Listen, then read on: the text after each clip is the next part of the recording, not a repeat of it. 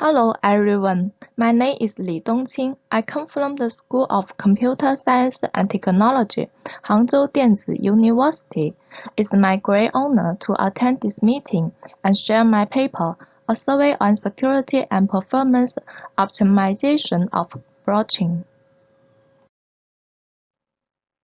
My presentation will cover the following aspects: introduction, security issues, performance evaluation and optimization, and conclusion. Let's start by introducing blockchain. Blockchain is an encrypted order block-based data structure made by distrustful peers. These peers have the latest copy of the database. Transactions are packed into blocks which are linked to previous blocks. Also, each block includes a timestamp indicating the creation of that block, and a random number of cryptographic operations.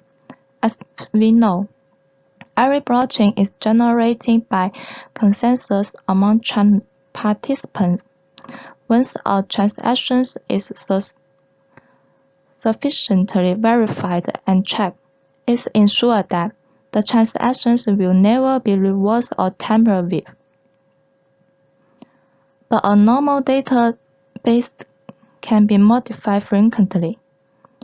Blockchain perfectly solves the trust class in the information system.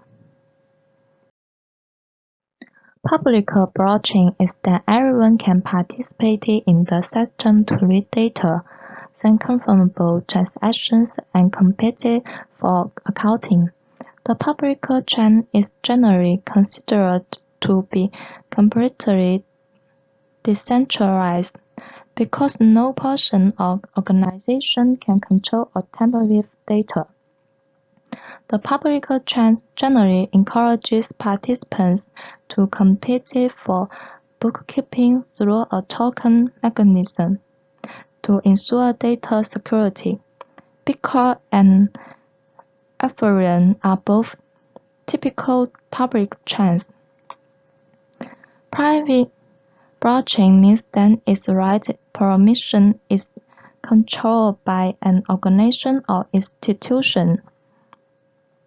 The qualification of participating nodes will be strictly limited. Because the participating nodes are controllable, private chains can often have extremely fast transaction speeds, better private protection, lower transaction cost, making private chains hardly vulnerable to malicious attacks, and it can meet challenges of the financial industry such as identity authentication. Compared with centralized database, private chains can prevent single nodes in the organization from deliberately concealing or tampering with data. Even if an error occurs, the source can be discovered quickly. So many larger financial companies prefer to use private chain technology. Consortium blockchain is jointly managed by several institutions. Each institution runs one or more nodes. At present, the development of blockchain technology is divided into 3 stages. The first stage is the era of cryptocurrency such as Bitcoin. Bitcoin has been verified by the market, proving the stability and security of blockchain technology in the field of Internet information.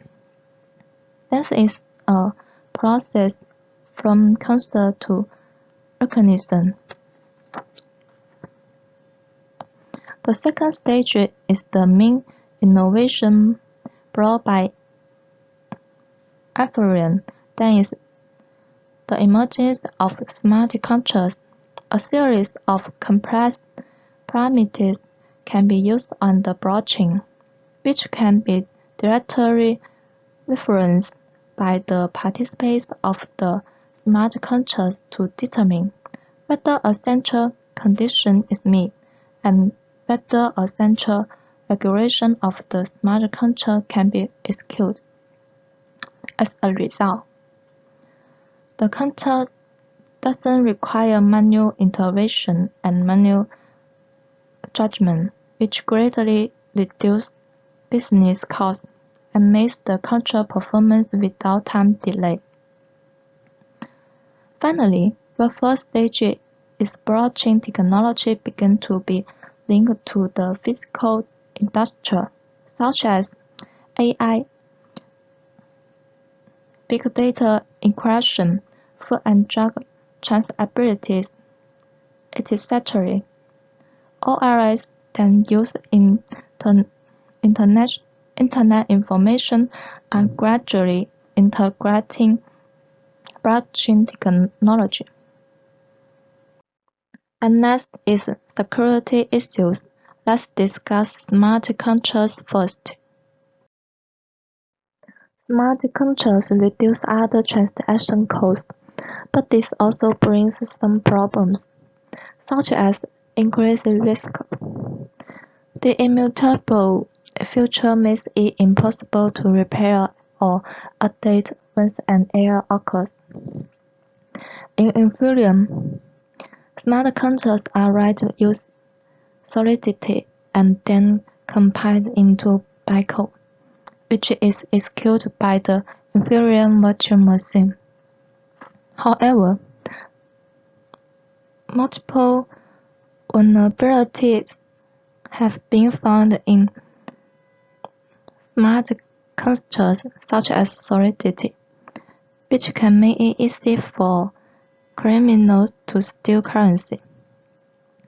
Some scholars conduct an investigation on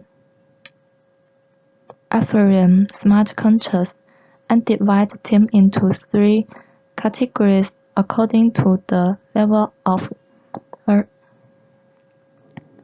vulnerabilities, solidities, EVM, and blockchain levels, which were further subdivided into 12 categories of vulnerabilities. Based on the vulnerabilities classification, other scholars propose dot guide that can protect smart contracts from known attacks and new attacks. But dot guide is just a proof of concept based on development truth. Thieves can automatically create exploits by analyzing 4 key EVM instructions, namely call, self-destruct, call code, and delegate call. The first 2 instructions will cause a direct transfer, and the last 2 instructions can execute any Ethereum bytecode set by the attacker in the content of the control. Thief identifies the path leading to the critical instructions and converts the path into a set of constraints. Then, by use the constraints to find the solution, the key transactions then trigger the vulnerability can be inferred. Although security transaction can hide the transaction amount, the computation and communication costs are high, and is detrimental to the scalability of cryptocurrency. The transferability of cryptocurrency provides financial protection. but it shows that currency lacks confidentiality and anonymity. Therefore, the privacy protection mechanism of blockchain should keep a balance between anonymity and supervision, and achieve transparency and confidentiality at the same time.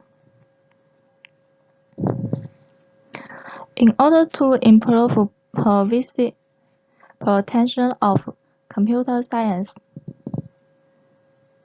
some solutions based on mixed technology have been proposed. But malicious central missing nodes will link the privacy of participants and even steal digital assets. Therefore, in some solutions, the central missing node only provides missing service but cannot link the input and output of transactions. For preventing the central missing node from stealing participants' assets, the miscode uses signature-based accountability technology. Encryption is the most common solution in privacy protection. A privacy data storage protocol is established based on ring signature on arithmetic curve, and the complete anonymity of ring signature is used to ensure the data security, and use identity province in blockchain application. However, some studies emphasize that attacker can still link the transaction addressed to the real identity when the anomalous size set in the ring signature is small. In order to ensure its unlinkability, a larger anomalous set can be selected. But this will significantly increasing the storage cost of transactions. A novel ring signature mechanism is decided by use the accumulator tool, which can balance the efficiency and privacy issues in Monano.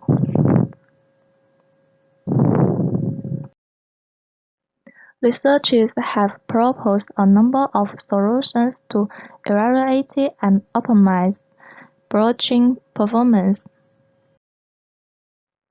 In the design and deployment of the blockchain, it is infeasible to rely on experimentation or try and error to find the base architecture, configuration, or parameters. Fortunately, a simulation-based system allows designers to explore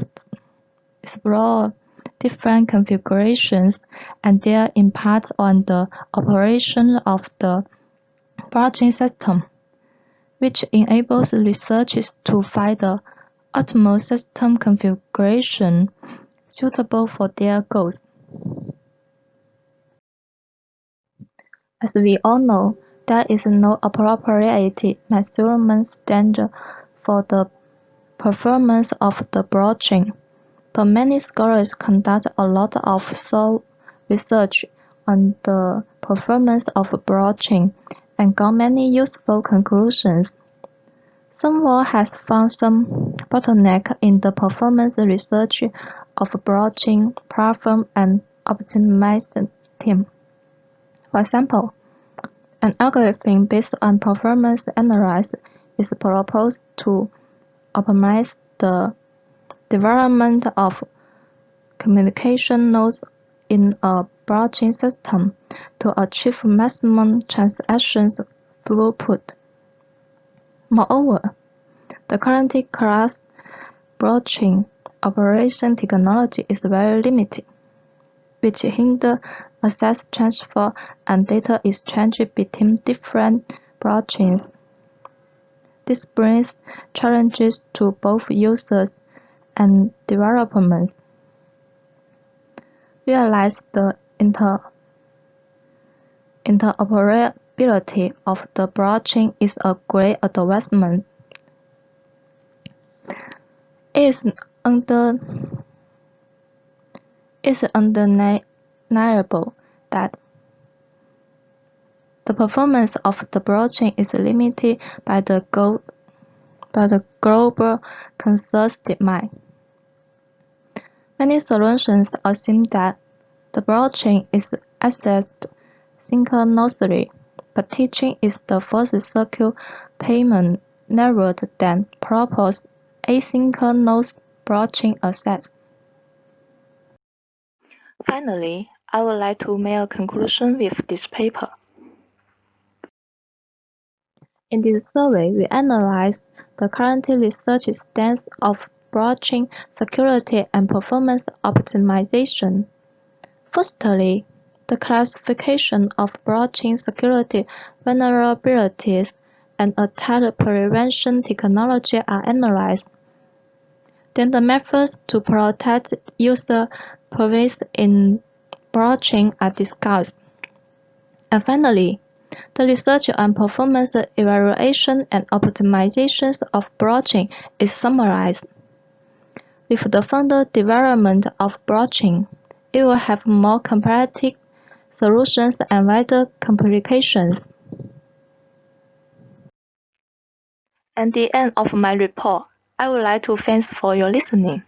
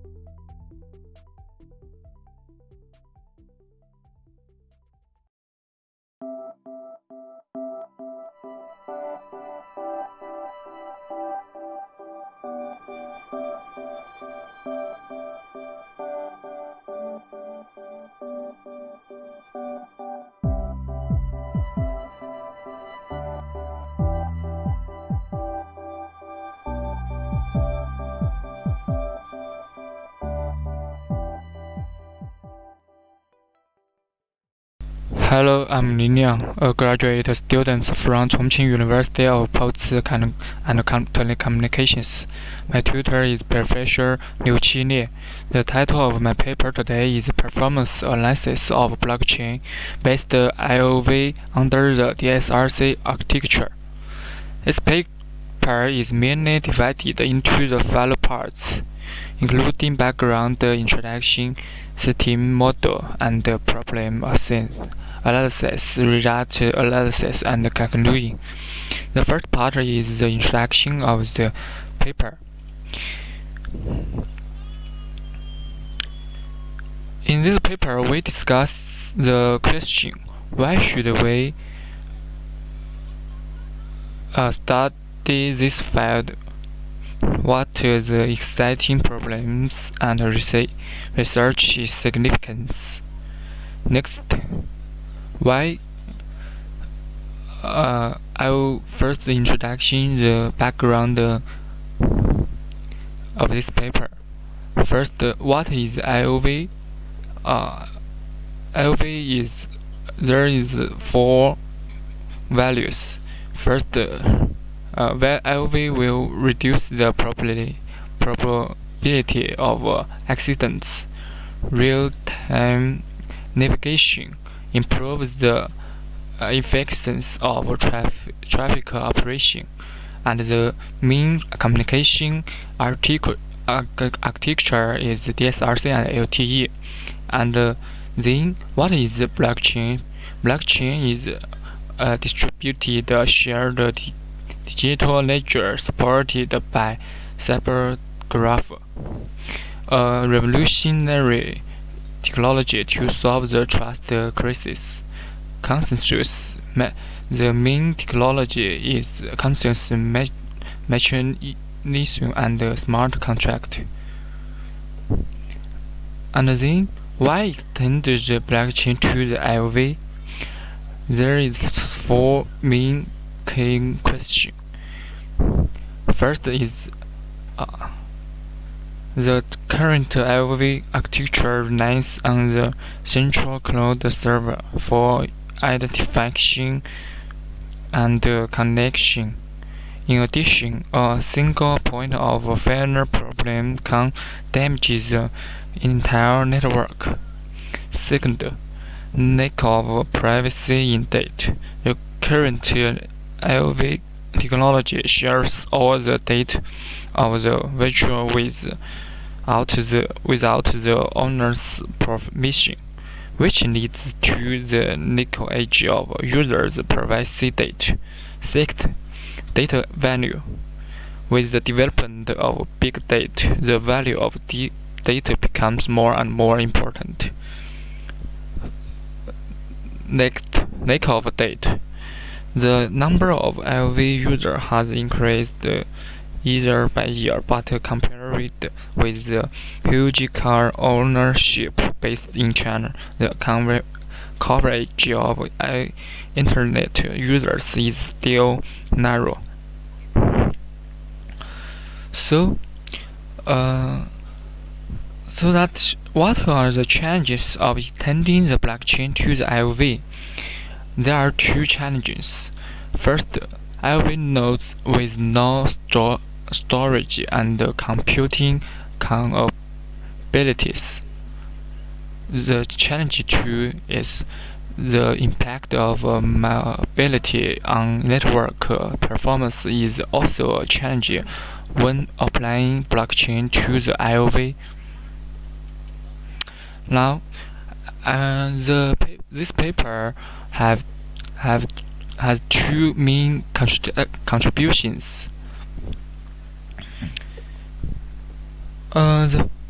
This paper, most of the related work consider placing the consensus layer on the fixed IoT nodes, but ignore the mobility of the IOV nodes, which will undoubtedly bring about delay, flow completion, and reliability problems to the consumers of the blockchain network.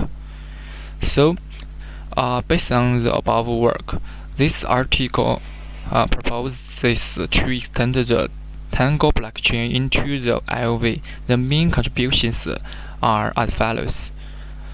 This research is the extension of blockchain technology to IOV under the DSRC architecture. Propose a two-layer wireless architecture to avoid the impact of mobility on blockchain network and analyzes the blockchain transaction delivery model based on CSMA.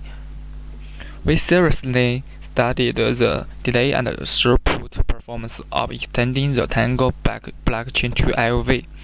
First, we established the MG1 questioning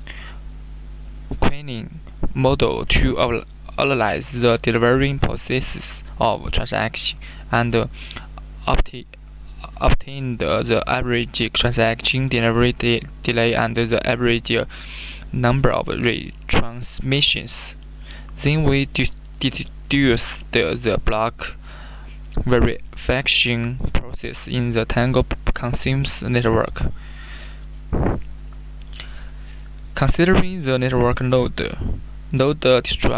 distribution and channel conditions, the confirmation delay of the transaction from being assumed to be verified and the network throughput are obtained.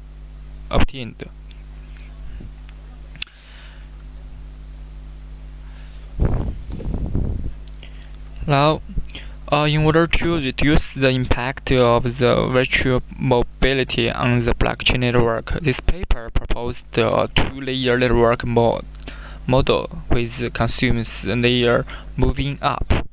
In the model, virtualists are net nodes and only responsible for delivering transactions to the blockchain network. And the fixed roadside unity is consensus node, running the blockchain consensus algorithms to illustrate the system model of the proposed framework. The details deep in the figure 1 are as follows.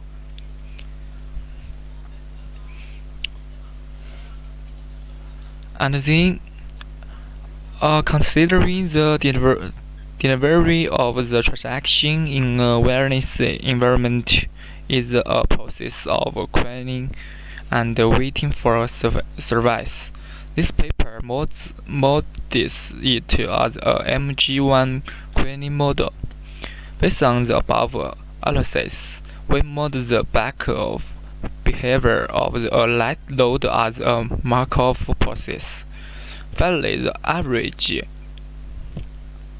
number of retransmissions caused by a collision and error in the process of Backoff service can be obtained.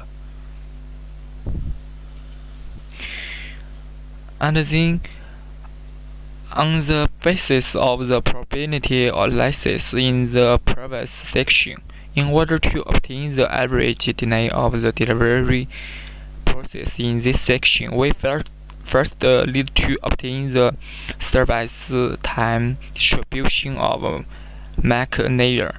In this paper, we use the PGF to approximate service time distribution to derive the average service time distribution. We apply an iterative algorithm to calculate the iteration steps as shown in algorithm 1. Finally, the average service and queuing time of the sending node can be obtained in the unsaturated cores.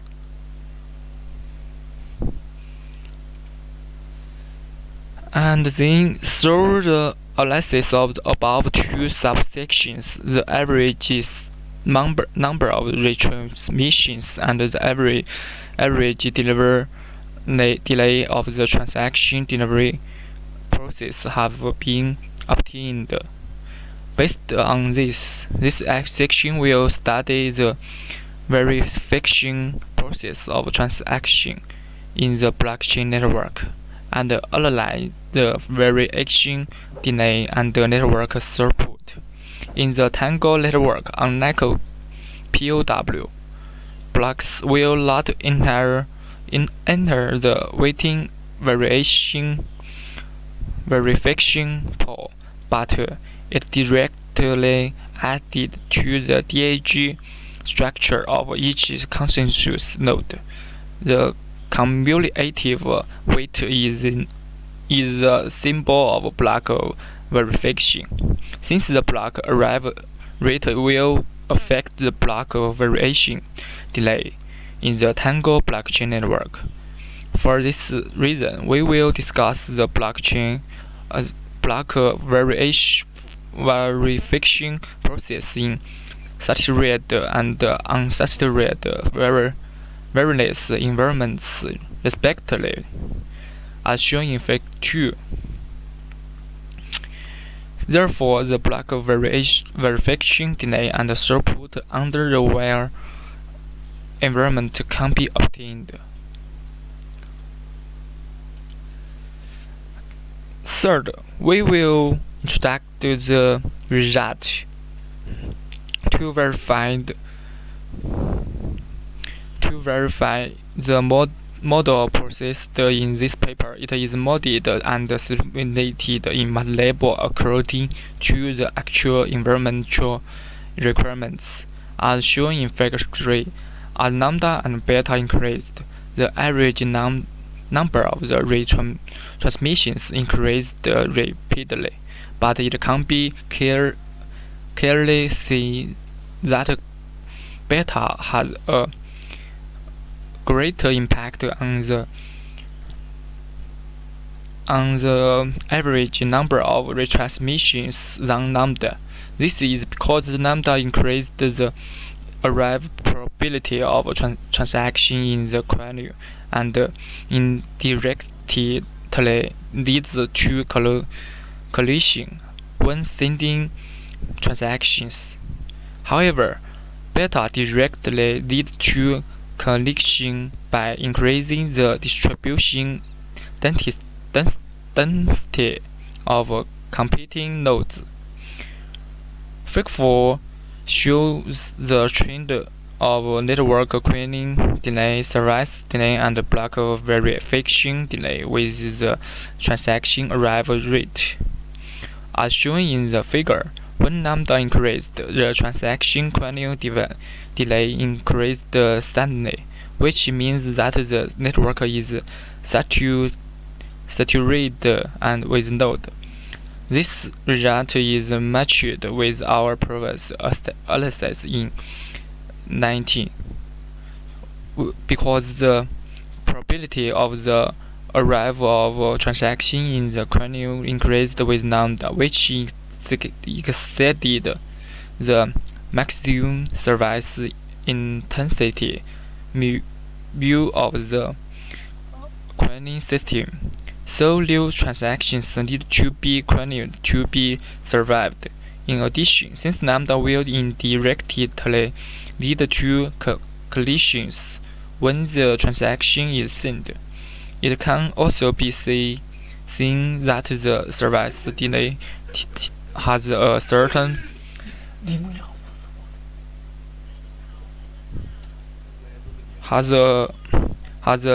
increase. Additionally, the figure also shows the trend of the blockchain variation delay. When the node is null, the cumulative weight of each block increases slowly, and the block variation delay is large. In contrast with the increase of lambda, the cumulative weight growth rate becomes larger, and thus the block verification delay becomes smaller. Finally, when the network enters the node saturation, the verification delay will stable. In fact, In Figure 5, we can get the trend of the confirmation delay of different priority transactions due to the EDCA mechanism. Transactions with higher real-time requirements are assumed a higher transmission priority, thereby reducing their service time in the queuing system. At the same time, it can be clearly seen in the figure that the confirmation delay of the transaction undergoes a process of falling firstly and then rising, which is caused by the consume machine and the wireless environment, which have been explained in Figure 4. In Figure 6, when the transaction arrival rate is low, the wireless network does not reach the saturated load, and the probability of the retransmission caused by a collision is small, so the delivery efficiency of net node transaction is higher. As the transaction arrival rate increased, the practical situation is different from the expected situation, and the throughput performance of the network will eventually stabilize after lambda reaches 25. When the maximum value is reached, the throughput will drop to a certain extent due to ETST, which verified the analysis in 25. Meanwhile, when the network load is saturated, a large node distribution density is more likely to collision during transaction delivery, resulting in lower throughput run a blockchain network with a lower node density. In this paper, we can get a conclusion. We studied the performance of the IOV based on the Tango blockchain and analyzed how the wireless environment affects the transaction delivery process and consumes the process in Tango blockchain, which takes into account of the more mature wireless transmission protocol standard DSRC. The simulation results prove: 1. The confirmation delay of the transaction has undergoes 2 stages. In the first stage, the blockchain consumes leads to the higher confirmation delay, and as the network traffic increased, the confirmation delay decreased. In the second stage, the limitation of the wireless environment causes the confirmation delay to increase. 2. The throughput of the Tango blockchain network cannot rise infinitely. In fact, as the load distribution density and the network load continue to increase, the delivery efficiency of the transactions decrease. The throughput of the network eventually stabilizes.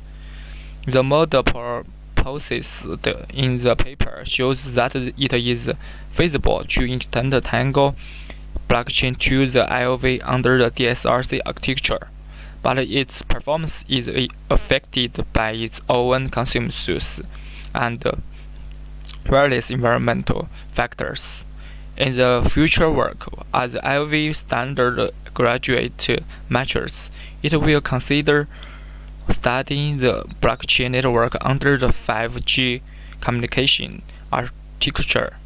At the same time, the blockchain under the heterogeneous network is also worth studying in the future. This is the whole content of the paper. Thank you for your listening.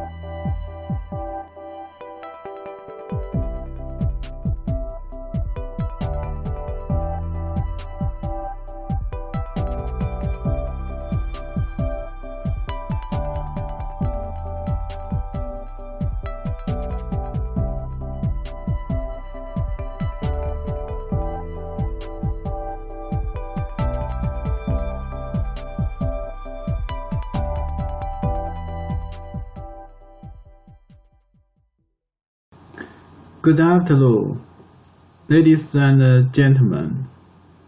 This is my honor to have the opportunity to be here to give my presentation.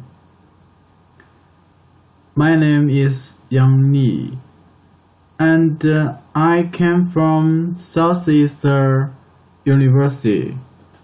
The topic of my presentation is cache-aided multi-message private information retrieval.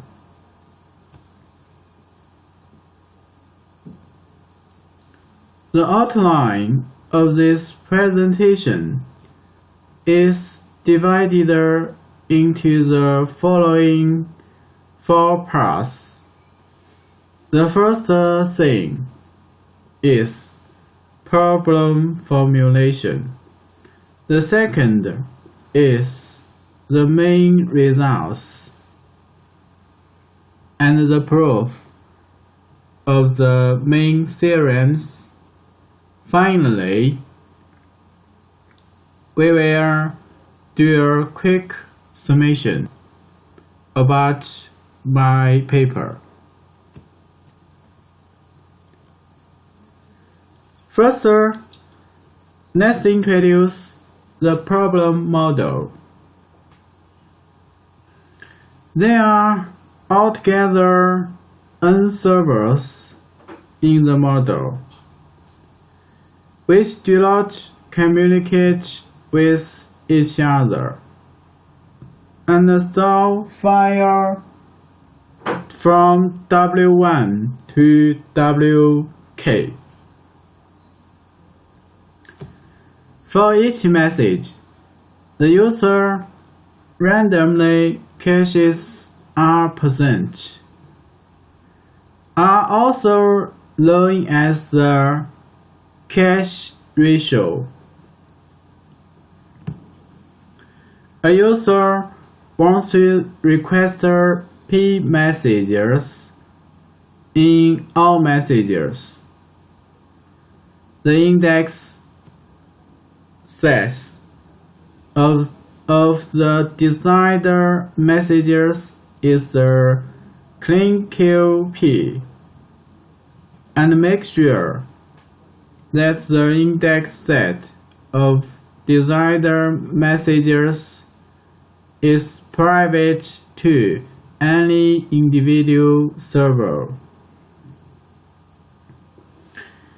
Private information retrieval, in the sense of information theory, assumes that message is arbitrarily long, and our goal is to minimize total download. The private information retrieval scheme consists of 2 parts. The first, user sends a request to each server. Because the user do not know any information about her messenger before sending the request. So, all request variables and all file variables are independent of each other. Secondly, each server receives a request from the user and returns a reply string to the user.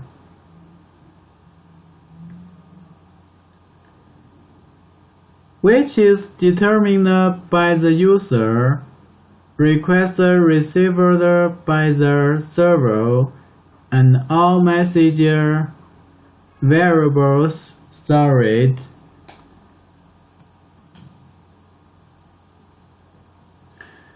User-generated requests need to satisfy three conditions. First, all the required P files can be retrieved. And second, the index set of all requirements messages is kept separate from each individual server during the process. The following two variables are independently and identically distributed. Third, we need to minimize the total downloads from all databases, that is, the response string that the user receives from all the servers.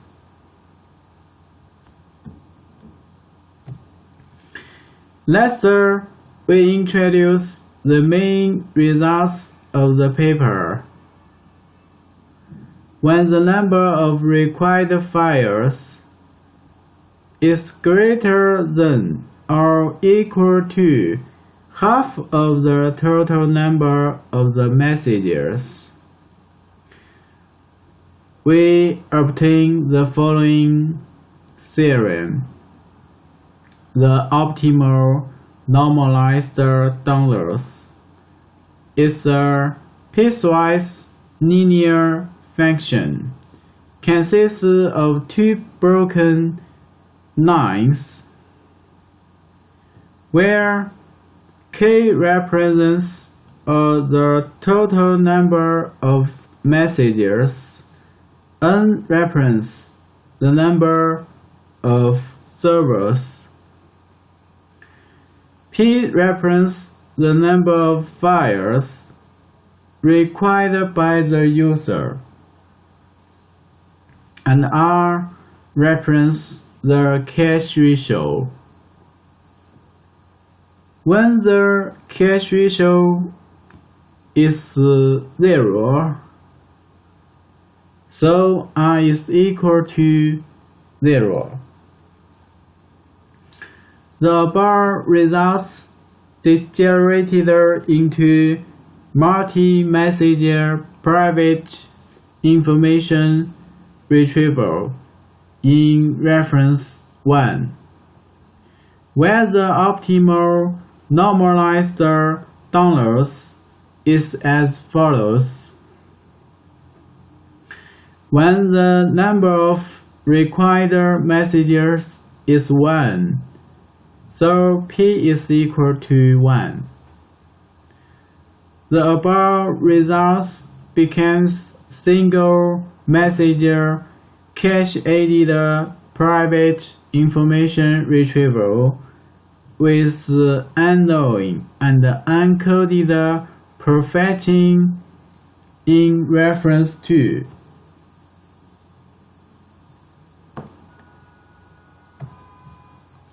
When the number of required messages is less than half of the total messages, we get the following upper and lower bounds for normalized downloads in the following two spatial cases.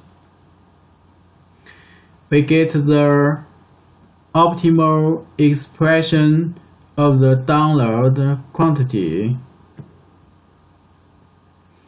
First, when the cache is large, and second, when the total number of messages is an integral multiple of the number of required files, and the cache ratio is small. Here we give an example to illustrate our achievability proof. when the total number of the messages is 3. The number of requirement messages is 2. The number of databases is 2, and the cache ratio is 1/3. Further, the user privately caches 1 bit from each message and then downloads 2 linear combinations from each server.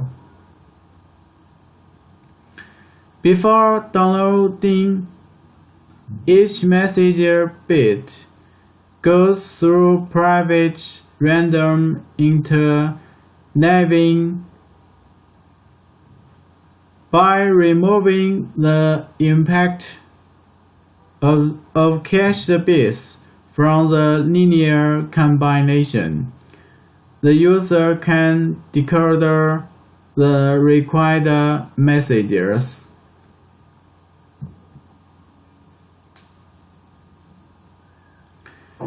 We give the optimal normalized download curve for the above examples, which is a piecewise linear function composed of 2 broken lines, and the download between the adjacent verticals is obtained by memory sharing.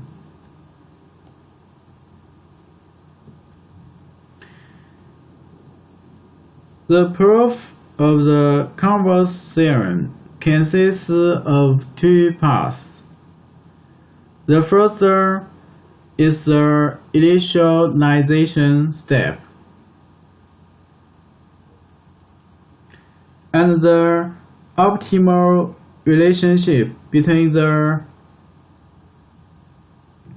normalized downloader and the Formula 5 is obtained. Second, the iterative step establishes the relationship between Formula 6 and Formula 8.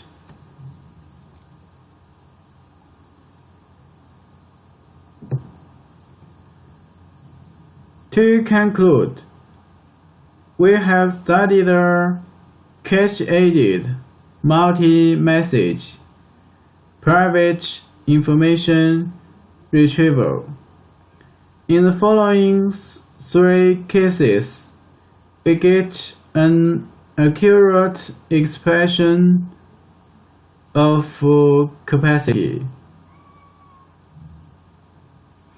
First, when the number of requested messages is more than half of the total messages.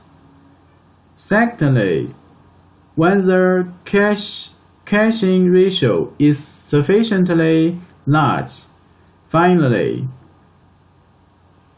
when the number of the total messages is an integer multiple of the number of retrieved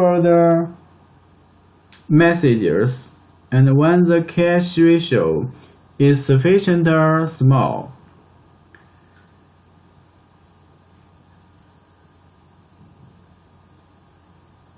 The proof of the converse consists of 2 parts. The first is the initialization step, and the second is the iterative step establishes the relationship between Formula 6 and the Formula 8. That's the end of my presentation. Thank you for your listening.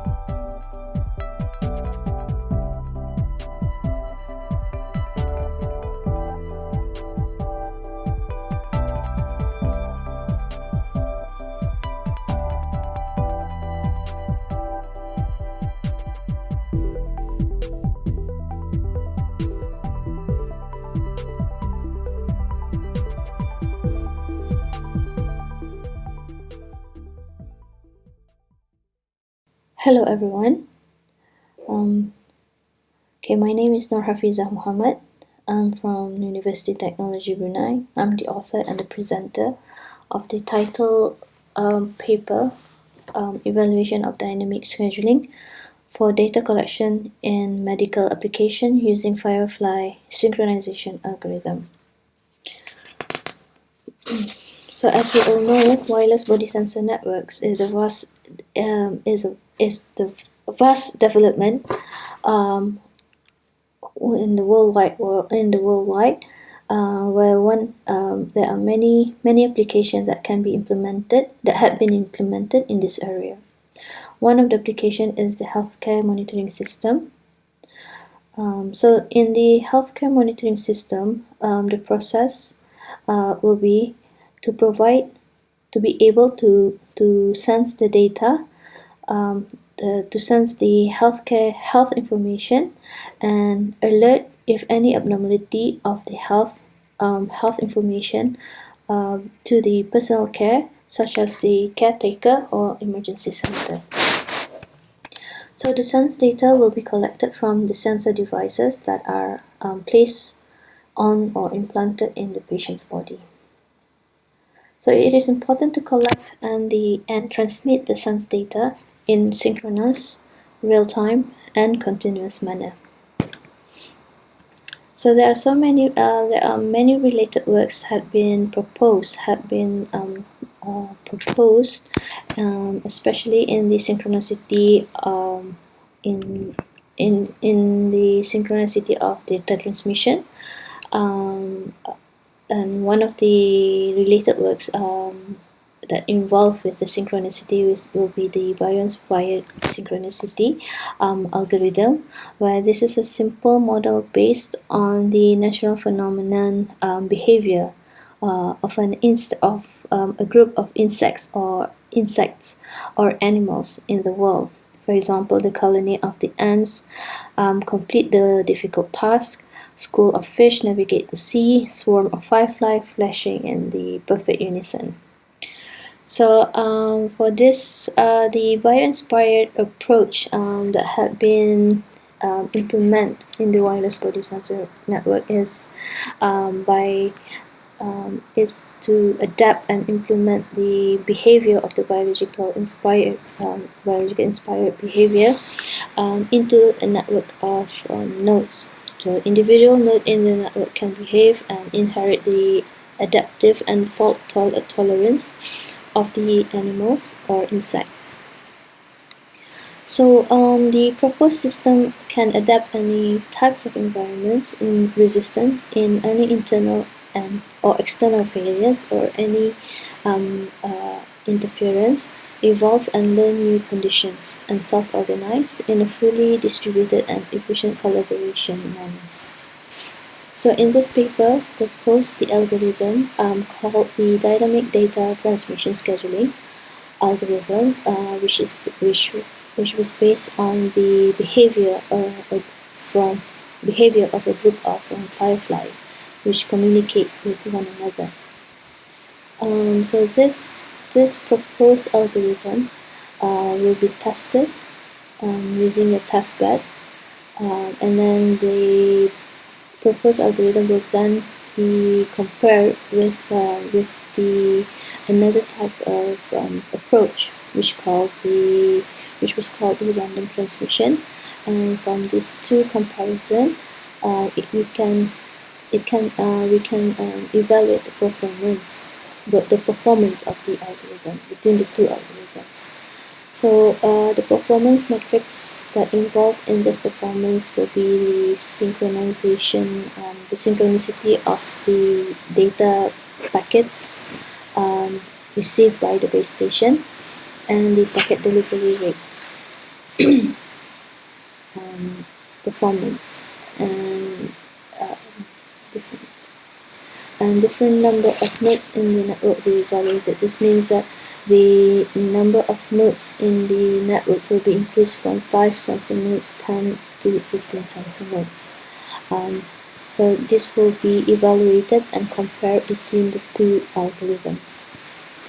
So in this proposed mathematical model will be based on the as I mentioned, is proposed based on the Firefly, which follows the Mirror and Strogat's model, which this model described that the phase node the phase of the nodes will be increases to a period of time.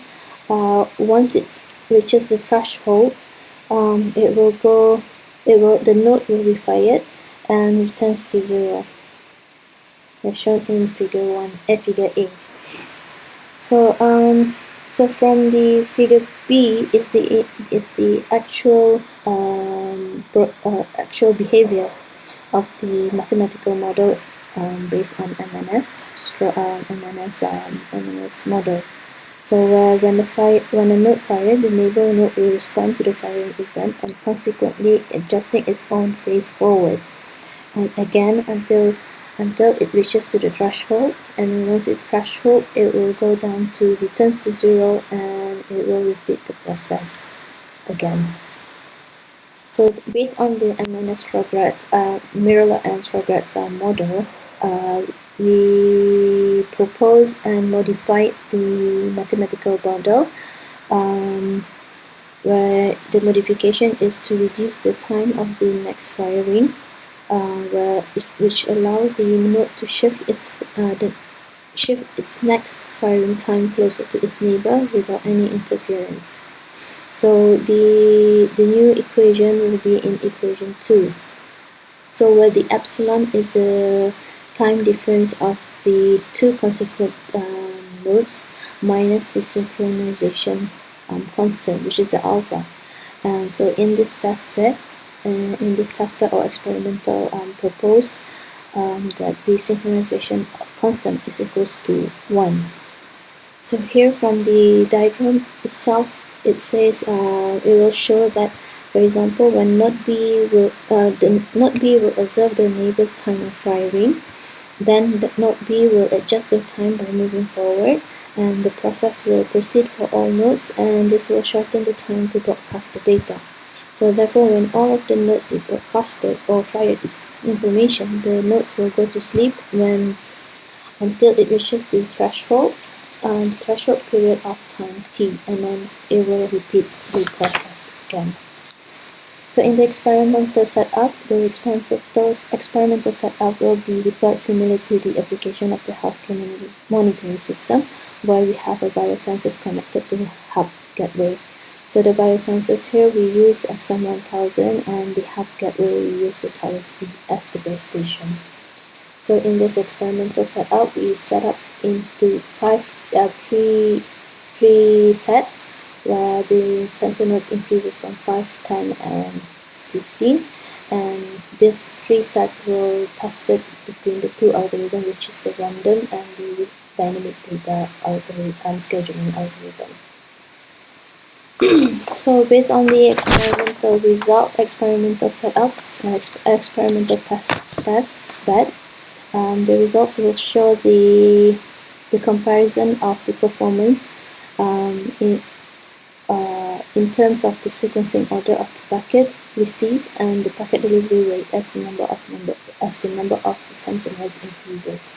So here in the first sets of test bed, the sequencing of the packet delivered for 5 nodes, the random synchronization shows that it throughout the process, all sensor nodes transmitted or received by the base station at the assigned time slot for transmission.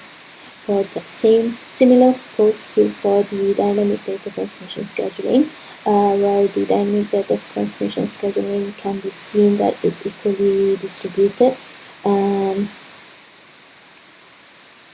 assigned time slot for the transmission. Even though that there were some delays, but it only a small synchronization error in the transmission. And the statistical task shows the average synchronization period for both algorithms.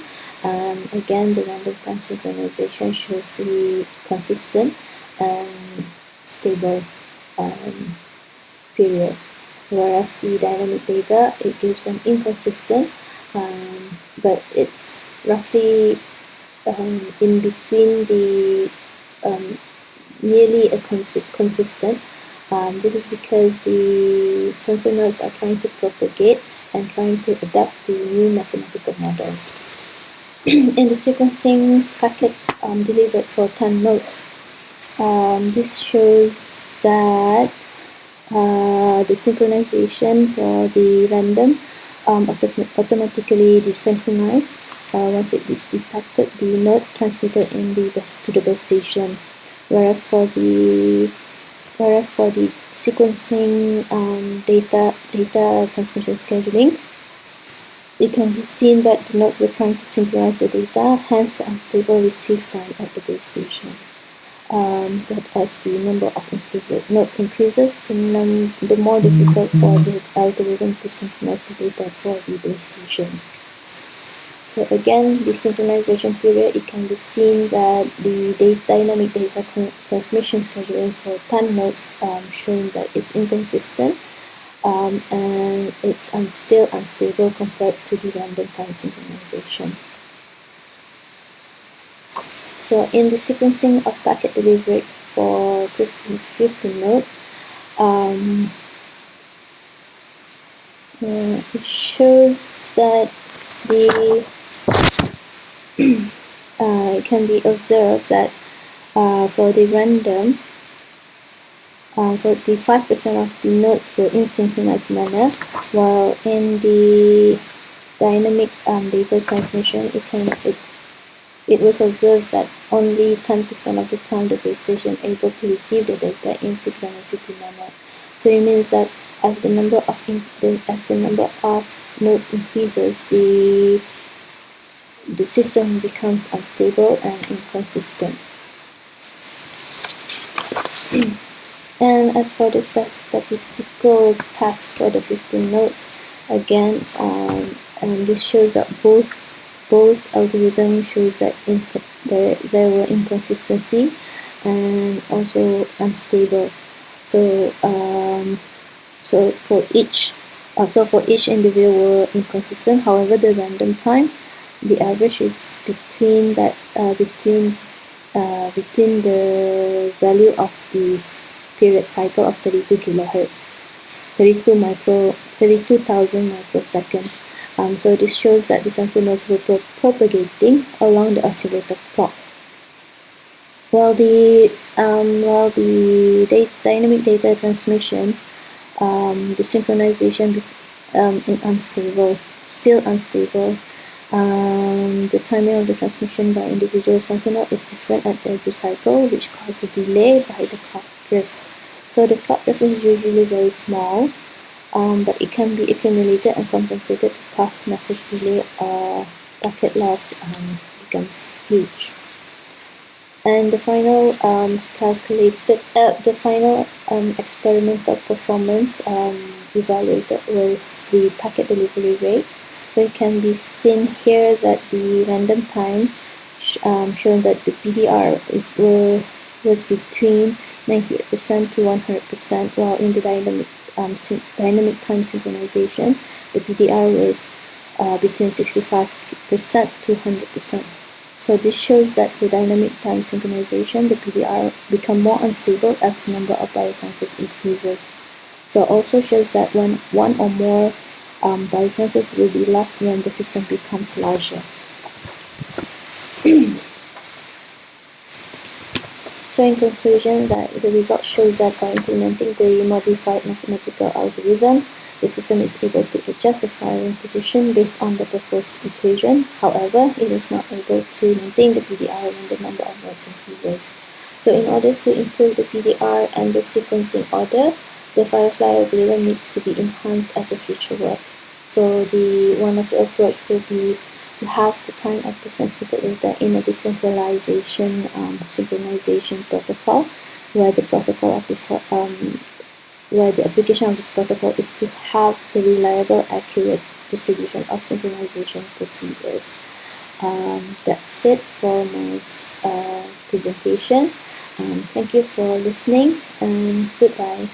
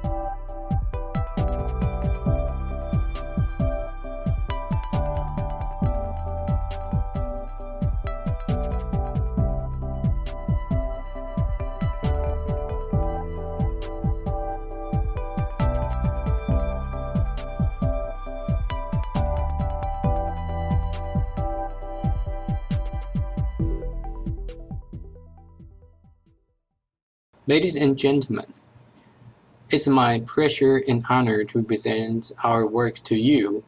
And the title is Energy Efficiency Scheduling and Time-Slot Sharing for Hyperdense D2D Network using mmWave. I am Wenxin Zhang. Yang Bo-Jun is my student, and we are from the Wireless Communication Network Lab at NCKU. And this is the outline of my talk. We will first give a little bit introduction about the D2D network and related works, and we will show our system model, including the end-to-end capacity and energy efficiency. We will show the mathematical definition, and we will formulate our problem and propose our solution. That is the scheduling and time-slot sharing scheme and in energy efficiency power adjustment. And we will show some simulation results, and we will give our conclusions and some suggestions for future works. Nowadays, the D2D communication has been widely recognized, a promising technology to enhance the performance of the spectrum efficiency, energy efficiency, network loading, and transmission delay. However, in the hyperdense D2D networks, the core layer interference could be a fatal problem which limits the data rate and wastes energy. Fortunately, the mmWave with highly directional transmission characteristic can alleviate the problem of core layer interference. Moreover, the directionality property can facilitate the concurrent transmissions such that the overall spectrum can be utilized in a more efficient way. We have a lot of related works. They are try to improve the throughput, energy efficiency for the D2D network using the mmWave communications. For example, in one, the author joined select the bandwidth and schedule users to accommodate more users such that it can improve the overall throughput. And in reference to, it decomposed concurrent beamforming into multiple single-link beamforming problem and iteratively searching for the suboptimal solution. So in this way, it can improve the overall throughput and energy efficiency. And in 3, the author decomposed a long hop into several short hops, such that several non-interfered concurrent transmission can be supported. And in 4, solving the mixed integer nonlinear problem to support concurrent transmissions for the backhauling of the multiple small cells. In 5, jointly schedule the radio resource, the radio assets and backhauls of the small cell to fully exploit the special resources. And in 6, transmission path selection for multi-hop D2D such that the scheduling algorithm can use the minimal time slot for concurrent transmissions. And in 7, using the conflict matrix to avoid strong interference during the concurrent transmissions. And actually, we are motivated by the 7, and we try to increase the time slot sharing by power control to eliminate the impact of interference. And this is a time frame of IEEE 802.15.3c PicoNet system. And during each superframe, we will have the begin period, and then we will enter the contention access period. And after that, we can have the channel time allocation period for transmission packets. And this is the definition of end-to-end capacity of the ith D2D pair during the M time slot. And this is an indicator to show the transmission of the ith D2D pair during the nth time slot, and this is the mathematical definition here, and I is the interference that's caused by time slot sharing, and N0W here means the noise power, PI is the transmission power, GI is the directional channel gain. And we can define our average data rate of the ith D2D pair like this equation, and the sum data rates can be expressed by this equation. And the definition of energy efficiency of the ith D2D pair is written like this equation. PI here is the transmission power, and eta here is the power efficiency, and PCIR means the circuit power. So this equation shows the set M means the D2T pairs to share a time slot. That means if we can increase the value of the D2T set M such that the sum data rate can be larger than TDMA case. TDMA case is that like each device transmit a packet using a dedicated time slots. So if time sharing can get better overall sum rate, then time sharing can be allowed it.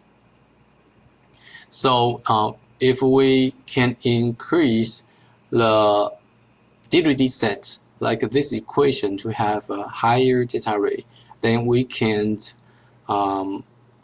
allow more devices to share time slots. Of course, in this case, we need to control the encoded interference. And this matrix is called the conflict matrix.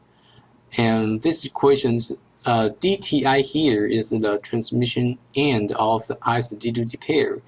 DRJ is the receiving end of the jth D2D pairs. And this symbol means they might cause some interference between the transmission end and receiving end. D is the distance function of these two devices.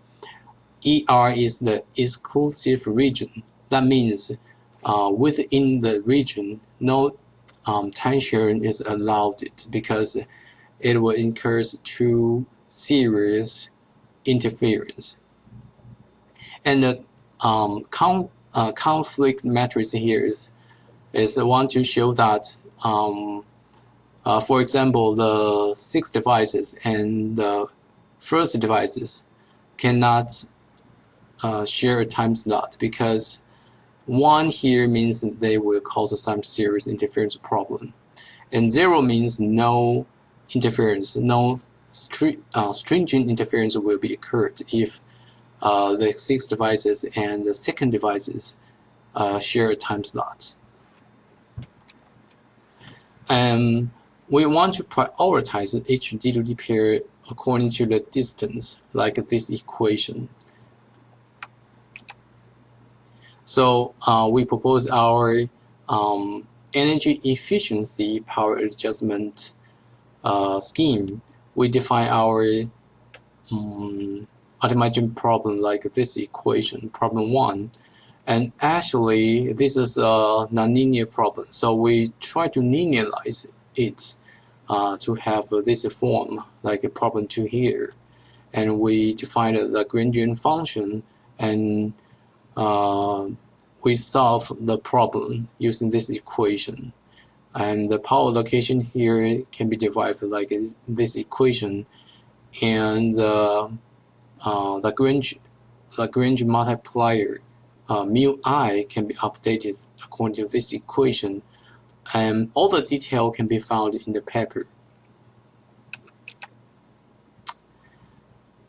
This is our proposed algorithm. Actually, we apply the conventional VMCCT algorithm here. VMCCT is just to like this one, to use the conflict matrix to share a time slot.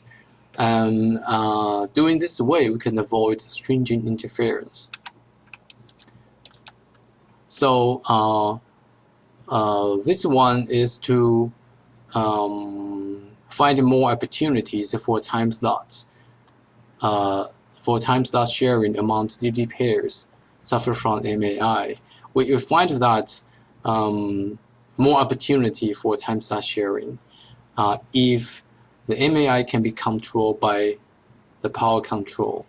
So if it is loaded, that means the overall summary can be improved compared to the original one. And that means more DD devices can be allowed to share time slots. And the MAI can be reduced by power control algorithm. And this is our simulation results. And this result shows that the impact of total winning DD pairs on the utilization of time. For example, if we have beamwidth like 30 degree, we can improve our proposed scheme can improve 20.3% or 80.9% on the utilization of time compared to the conventional VMCCT algorithm. If the beamwidth is increased to 60 degrees, the improvement can be enlarged. That's because the larger beamwidth will incur more stringent interference, and our proposed scheme can alleviate the impact of interference, so we can have more improvement in the more stringent environments. And this figure shows the effective data rate. So as indicated by this figure, we can observe a significant improvement if the network is not so dense. If network become more and more dense, the interference, the more serious interference cannot be alleviated because it is overcrowded. And this figure shows the power consumption. In this figure, the power consumption doesn't include the circuit power. And in this figure, the power consumption includes the circuit power. But in either case, our proposed scheme can incur significant improvement. That means that reduce the power consumption in either case. And this figure shows the average energy efficiency. We can apparently observe the significant improvement bring about by our proposed scheme compared to the conventional VMCCT algorithm. And in this work, we have proposed our MAC protocol for the hyperdense D2D network based on the mmWave communication scheme. Using our scheme, we can improve the spectrum efficiency. And in our proposed scheme, we mainly have two steps. In the first step, we will apply the conventional VMCCT algorithm, and in second step, we will apply the energy efficiency power adjustment to alleviate the impact of interference. And then we further allowed more duty pairs to share a time slot. And our result verifies that 23% enhancement of energy efficiency can be obtained. And in the future, we may take into account the variance issue into the concurrent transmission scheme, and we can design some sophisticated MAI elimination schemes to optimize the efficiency of the concurrent transmission. And we can propose some relay assisted delivery network. Thank you. And this is our reference.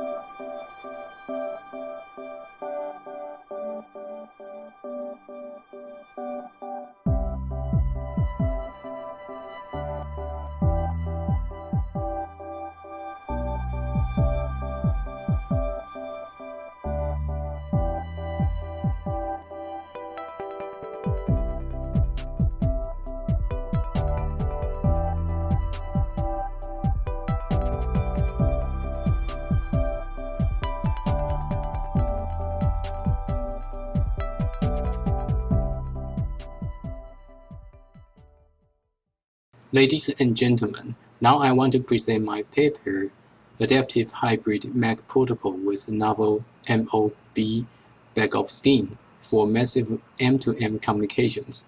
I am Winston Zhang, and Huang Junwei is my student. And we are from Wireless Communication and Network Lab at NCKU. This is outline of my talk. First of all, we will give a little bit introduction about the story of our paper, and then we will see some system models, including the time frame structure, timeline analysis, and problem formulation, and then we will propose our MAC protocol to deal with the collision problem in the massive M2M communication networks. And then we will see our numerical results, and we will give our conclusions and suggestions for future works.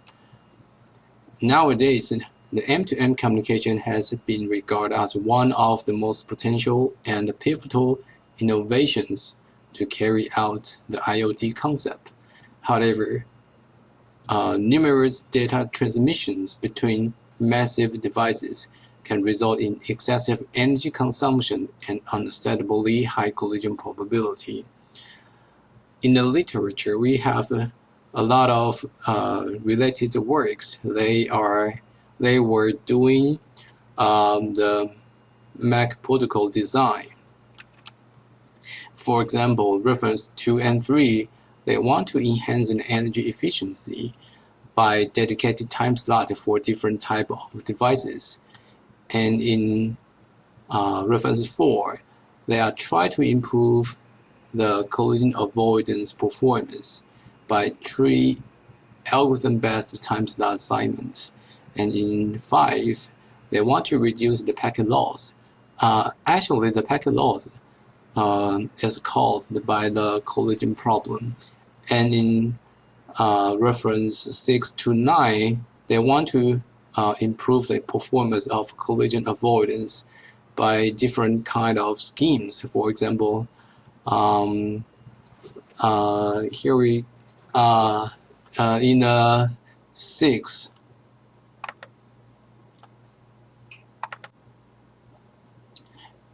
and in reference 6 to 9, they try to improve the performance of collision avoidance by several different kind of schemes. For example, in 6, the value-dependent backoff time for cluster M2M network, and in 7, dedicated transmission using variant time slots with successive interference cancellation.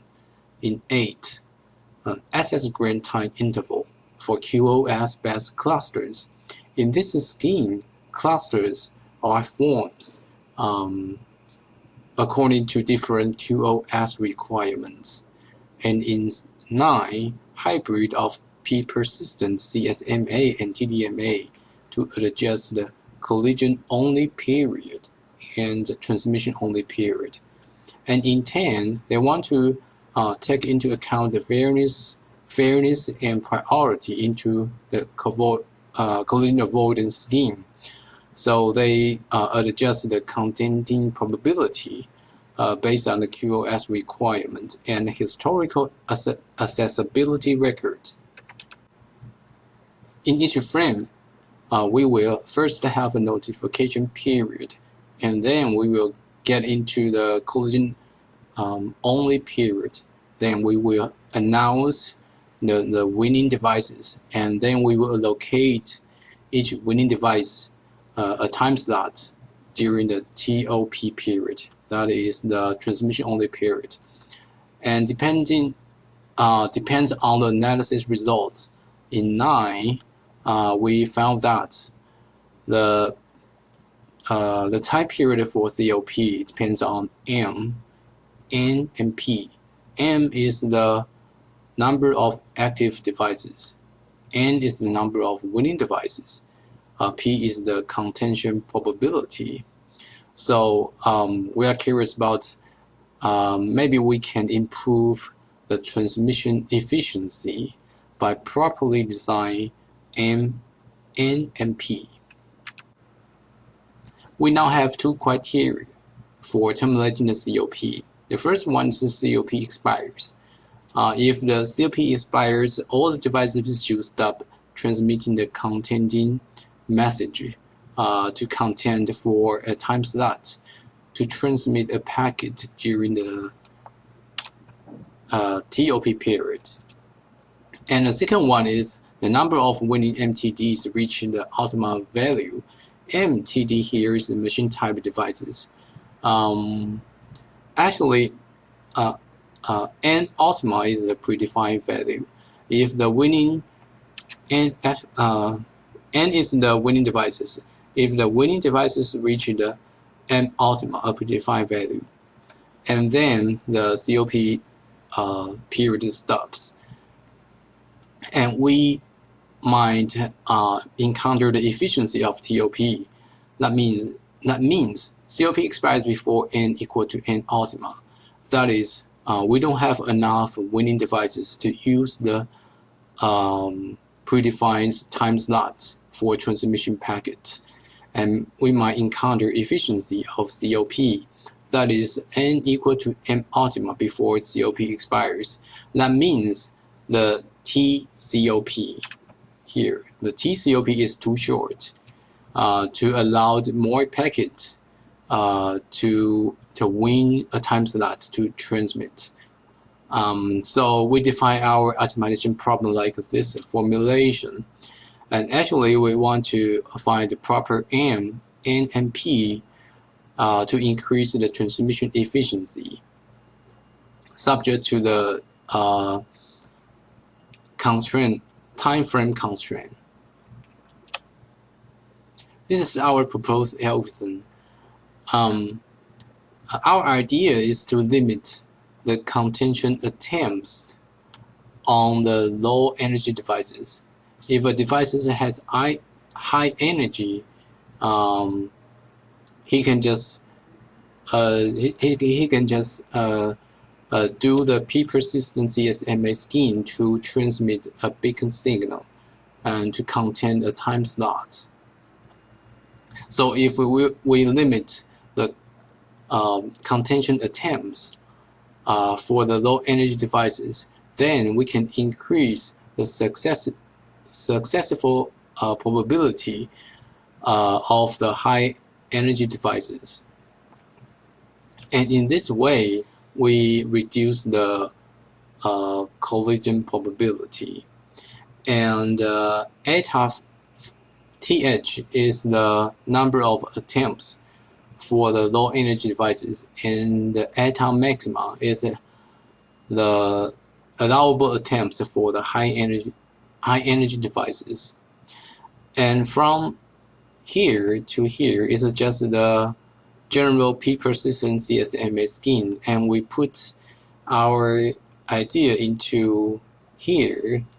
If a device belongs to a low energy devices, we just stop his attempts to contend for time slots. Or if he reached the allowable attempts, he will be removed from this time frames. That means he can just continue to contend for time slot in the next frame. In this way, we save the energy for the low energy devices, and we increase the successful probability for the high energy devices. And this is our semi-analysis of head-of-line delay. PSC here is the successful probability for a devices to win a time slot during COP. And this is the CDF of a devices to win after M times frames. And we can have the mean and the variance of the time frames to win a time slot. And this is our simulation parameters. And this result shows that the y-axis here is the number of winning devices. The x-axis here is the total number of MTD K. Actually, K is the total number of devices, and we might have some active devices, and the percentage to have the active devices is 50%. This result shows the impact of total number of devices on the number of winning devices. Actually, the number of active devices is equal to K plus law here. So we may have 50% of active devices. So if we have lower devices, that means the density of the network is low. We don't need to put a limit on the contention attempts for the low energy devices. For example, if we have K equal to 100 and we put in eta TH threshold here equal to 1 compared to the eta TH equal to 3, the strict limitation will limit the number of winning devices.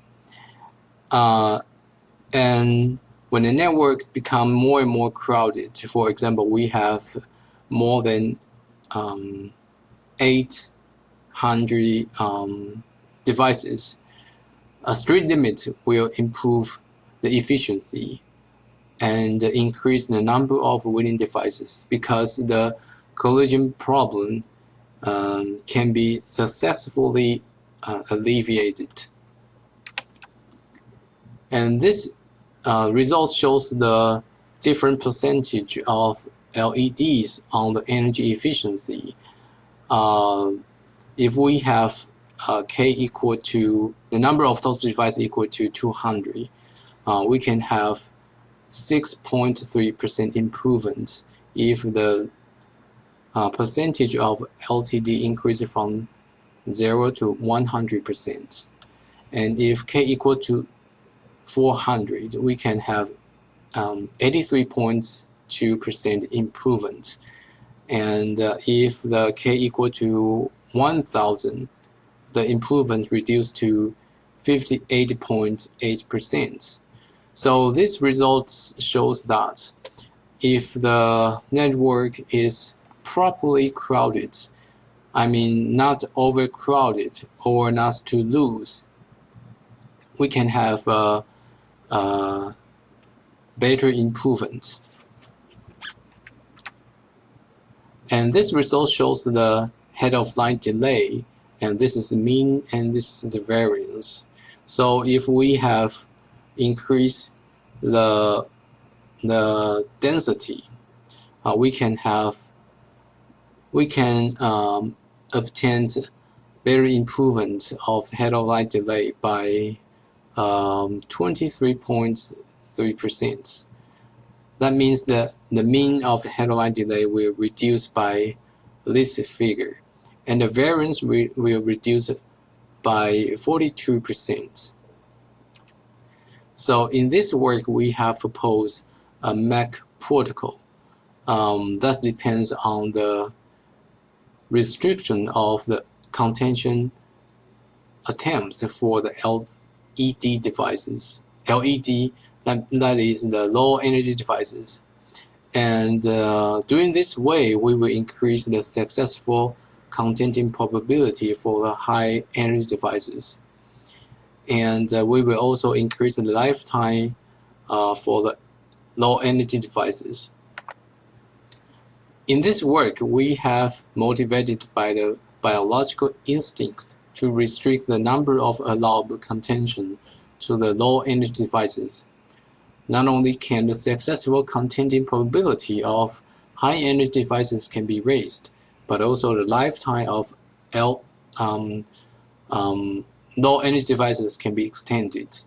According to our numerical results, we have demonstrated the 30.3% improvement of the MTD accommodation and reduced 23.3% head-of-line delay on average, and we can obtain the 83.2% enhancement of energy efficiency, and we can have some interesting future work, like we can adjust the contention probability and the number of allowable contention for different priorities of devices.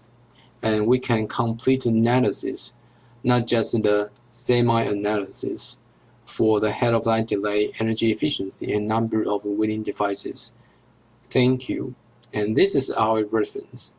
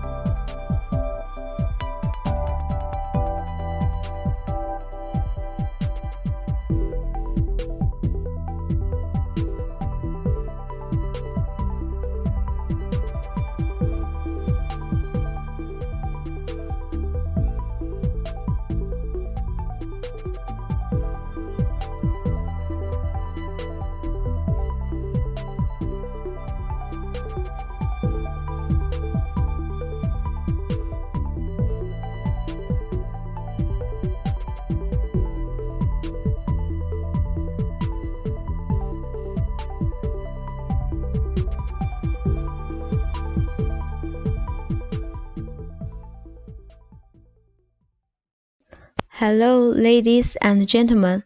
I'm Min Xiaofang from Chongqing University of Posts and Telecommunications.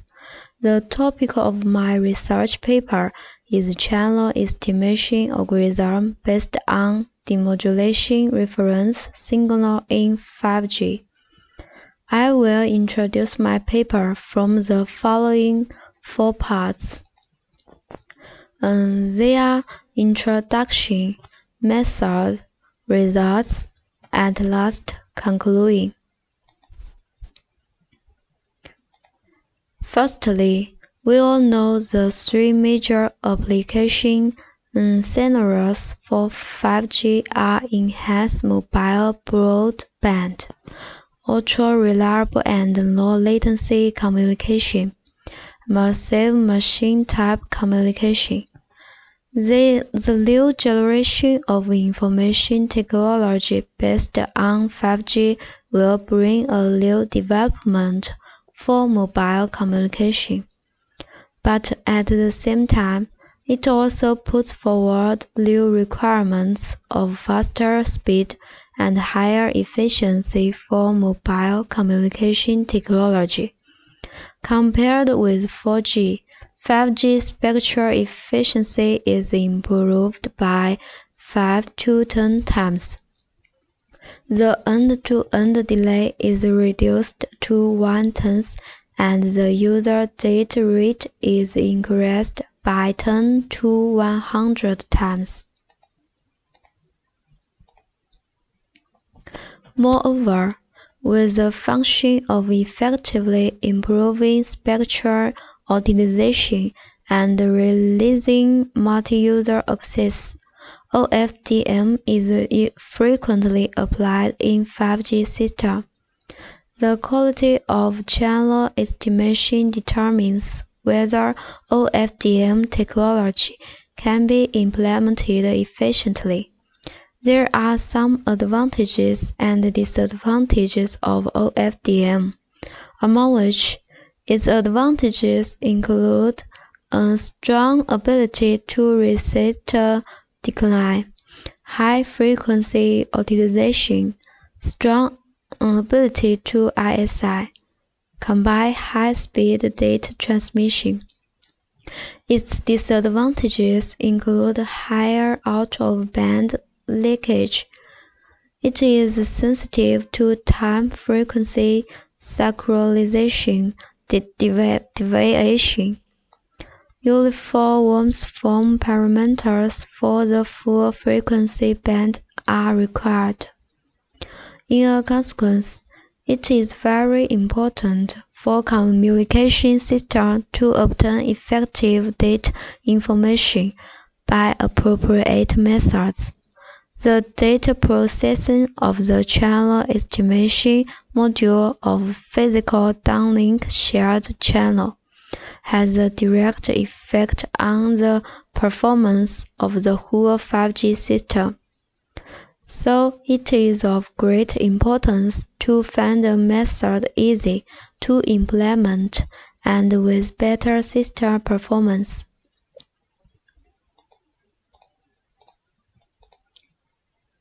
In a consequence, in order to trace 5G downlink shared channel in real time and meanwhile to reduce computational complexity, a linear minimal mean square error algorithm based on demodulation reference singular adaptive parameter estimation is proposed. The SNR nonlinear centralized optimization problem is transformed into a multivariable linear programming problem due to the restriction of non-uniform energy distribution in time domain channel. Considering the uncertainty of multipath delay channel, the combination of negative exponential distribution module and generalized correlation algorithm is taken advantage of so that the original problem is turned into a specific parameter optimization problem. According to the obtained delay parameters and SNR, the most appropriate interpolation coefficient is selected for the LMSE channel estimation by combination with the sliding windows. Next, I will talk about the method which is proposed in this paper. There are many factors that affect channel estimation performance, such as 1. Channel pure information acquisition is difficult. 2. Channel mismatch caused by delay parameters. 3. High implementation complexity. 4. Channel time domain energy is sparsely distributed. Therefore, this paper proposes an improved DRMS channel estimation algorithm for 5G downlink shared channel.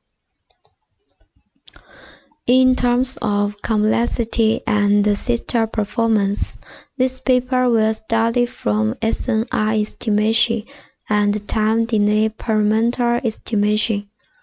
The flow chart of 5G downlink shared channel DRMS channel estimation algorithm are shown in the picture. Specific steps of the algorithm are given as: first, obtain DRMS reference signals and then use LS algorithm for DRMS estimation. Second, conduct the LMMC frequency domain interpolation at the data points according to the estimated channel value obtained in the previous step. Third, according to the characteristics of energy distribution in the time domain of the channel, the SNR is calculated by tracking the distribution of the channel in real time, and the delay parameters are obtained by using correlation method. Fourth, calculate the frequency domain LMMSE winner filtering coefficient through the obtained delay parameters and SNR. Fifth, in the frequency domain, the sliding window and the LMSE algorithm are combined to estimate the data singles. Last, using linear interpolation to estimate the data signals in the time domain. Real-time estimation of delay parameters can realize adaptive adjustment of the number of pellets at the sending end, and the channel estimation performance can be improved effectively. In order to solve the channel mismatch problem caused by delay parameters, this paper randomly assesses the delay value and estimates parameters in the channel module with selective exponential distribution of power delay profile. The SNR is estimated according to the characteristic that channel energy sparsely distributes on channel passes, and always tends to be distributed on passes of what the size we don't know. Therefore, this paper proposes an adaptive SNR estimation method to track the channel energy distribution in real time. This method can determine not only the size of, but also its corresponding specific location. It is also suitable for the channel with decentralized energy distribution. Next, I will talk the results about the paper. From the simulation of power delay spectrum under different SNR, it can be seen from the figure that the change of SNR has little influence on the delay spectrum, and only when the SNR is very small, 0 to 10 dB, may generate noise impulse points leading to misjudgment.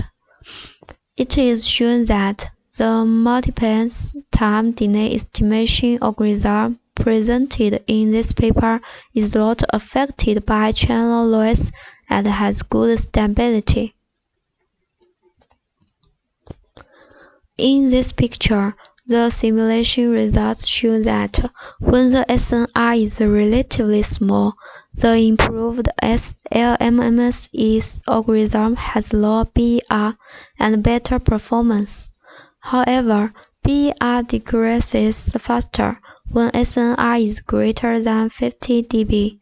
This is because the algorithm makes full use of the correlation between symbols to track the singular information in real time, and it estimates the dimension of a singular subspace with a small error range to reduce the estimation error.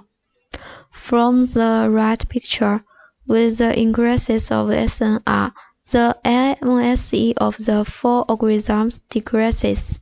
Under the same SNR, the MSE of LS interpolation algorithm is the largest. The improved LMMSE algorithm is superior to SVD LMSE algorithm. Moreover, with the increases of SNR, the improved LMMSE algorithm is very close to the characteristic curve of the ideal LMMSE algorithm. Last, concluding.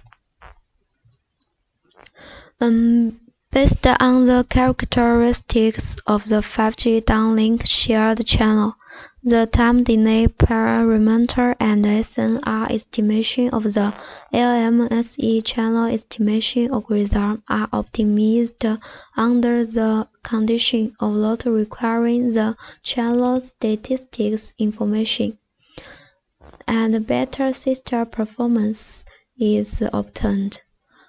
A corresponding module is established for the proposed time delay estimation optimization method. Moreover, the methods of frequency domain correlation method and the impulse point decision are combined to simplify the multivariate solution to a single variable by using the lective exponential distribution channel module. For SNR optimization, considering the characteristics of channel energy distribution, channel distribution design conditions are set to track the channel information in real time, and the fixed variable estimation is converted into adaptive estimation. So, as to improve the information accuracy, ultimately, the sliding window LMMSE algorithm is made use of to obtain the channel response of the whole channel. This paper also attempts to compare the proposed method with other different methods of channel estimation. Simulation results demonstrate that compared with the traditional LMMSE algorithm, the improved algorithm reduces the computational complexity and effectively reduces the waste of hardware resources. This is my report. Thanks for your watching and guidance.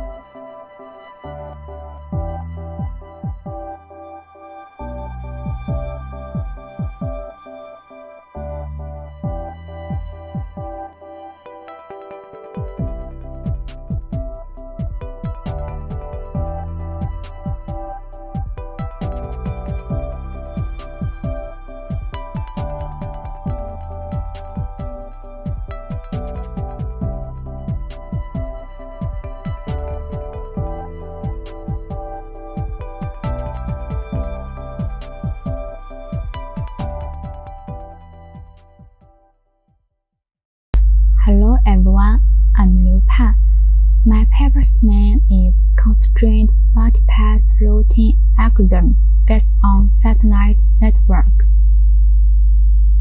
Today, I will talk about it from 4 aspects. Firstly, due to dynamic changes in network topology and constant changes in links between satellites, the routing paths calculated by the traditional shortest multipath routing algorithm are not updated in time, resulting in that the pragmatic paths are still transmitting data, so a large number of problems such as packet loss and service failure exist in the network.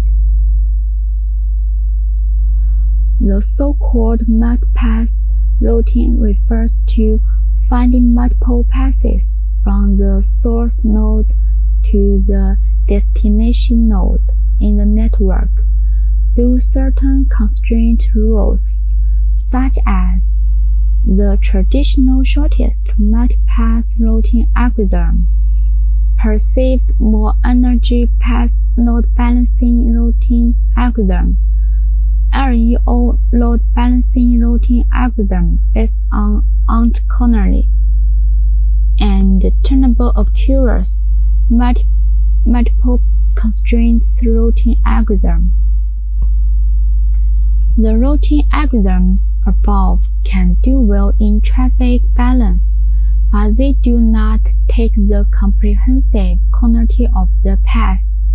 The routing path failure problems caused by the changes of satellite links and the failure of satellite nodes into account. The routing algorithm proposed in this paper is a multipath routing algorithm based on Baer-Manford algorithm, combined with constraint mechanism named Constrained Multipath Routing Algorithm (CMRA). CMRA mainly includes 3 aspects: the determination of multiple constraints, the network topology simplification, and the allocation of traffic. After relaxing the network topology, CMRA selects all the routing paths that meet the conditions according to the multiple constraints. Thus selects the path and the lowest cost value from the paths. The network topology simplification operation is performed on the network topology according to the selected routing path, so that the first path and the second path do not interfere with each other. The second routing path that meets the constraints is selected after the operation of simplifying network topology until there is no path that meets the multiple constraints. At last, the traffic is carried according to a certain traffic allocation ratio. Its concrete realization is as follows. Relax the initialized network topology. According to Baer-Manford's routing algorithm, all feasible paths are calculated, and all paths that satisfy multiple constraints are found. If the path does not exist, the search fails and the road ends. If there is, the next step is carried out. Find the path with the lowest cost value among all the paths selected in the previous step and set it as the first pass. The simplified network topology is obtained by simplifying operation of network topology G, relaxing the network topology. According to Bellman-Ford routing algorithm, calculates all feasible passes in and finds out all passes that satisfy multiple constraints. If there are no passes, the search fails and the route ends. If there is, the next step is carried out. Find the path with the lowest cost value among all the passes selected in the previous step and set it as the second pass. Go back to 4 to get the third pass, the fourth pass, until the end of the route. This is the general process.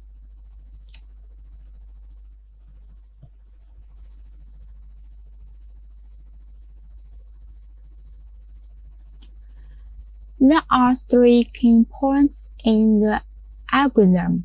Firstly, the determination of multiple constraints. We set P1 and P2 are the passes from source node S to destination node T. The key additional constraints are C, and IJ is the surpass on path P1. AB is the surpass on path P2. The constraints of P1 is WPK1, and the constraints of P2 is WPK2. The optimal path is determined according to the overall reliability measurement parameters of P1 and P2. Secondly, the network topology simplification.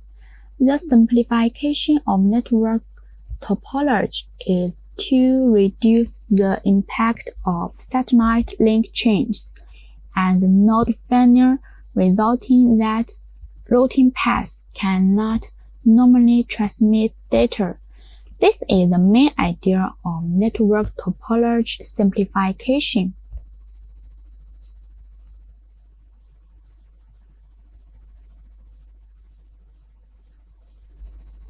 For example, this is the original network topology. The source node is node 1, and the destination node is node 17. The subnet of each node is shown in the figure. The first path is assumed to be 1, 2, 4, 5, 16, 17. The subnet of node 2 coincides with that of source node 1. Then delete node 2 and link 1, 2, link 2, 3, link 2, 4, link 2, 7, link 2, 10, and link 2, 13. The subnet of node 4 and node 5 is different from that of source node 1 and destination node 17. Therefore, delete all nodes of the subnet, including node 4, node 5, node 6, and their associated links, including link 45, link 46, link 56, link 42, link 43, link 516, link 615, for node 16.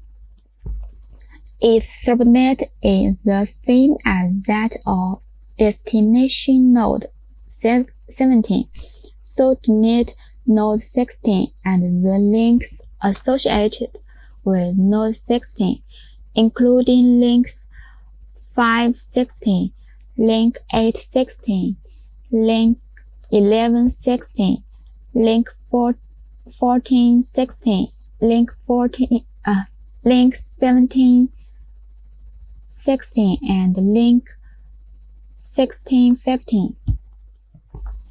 So its network topology after simplifying is like this.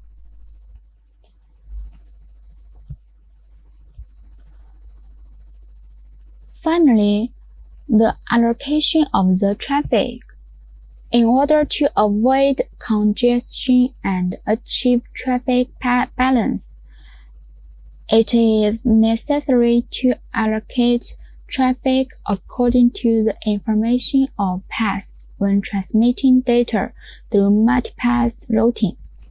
In this paper, in order to better balance the traffic, the path is weighted according to the path bandwidth utilization, and the weight is called the path equalization weight, named W.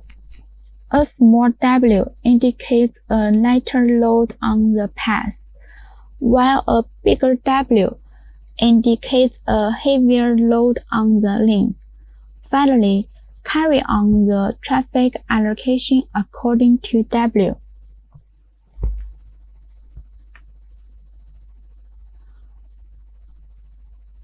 The simulation scene is teledensity, satellite constellation. There are some parameters on my situation scene, such as orbital height, inclination. My test is that 3 domestic ground stations receive service and send them to Greenbelt ground stations. The size of each packet is 1000 bytes.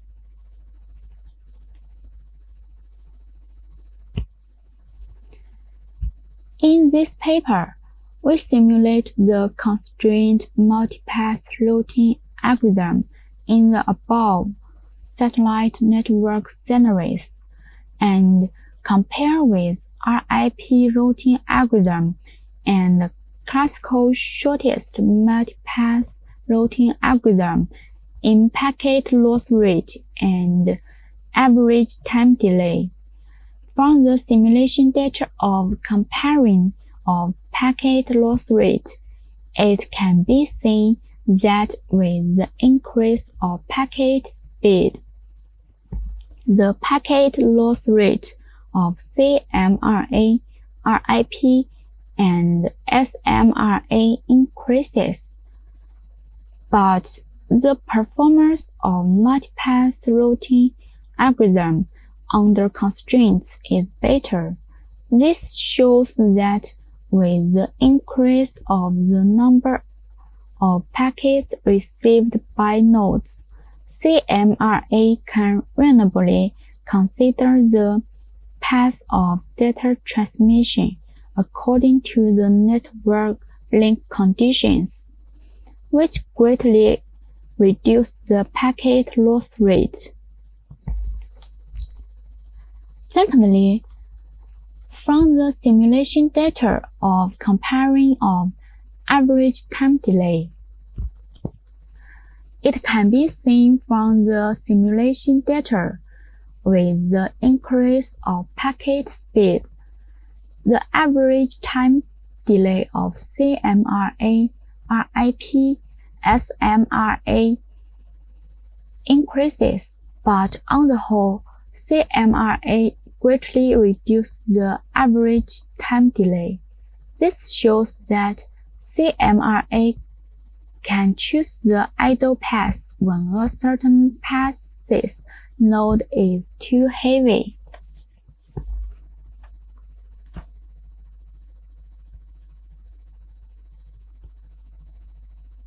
In general, with the increase of packet speed, the performance of CMRA in packet loss rate and average time delay is better than that of traditional multipath routing algorithm.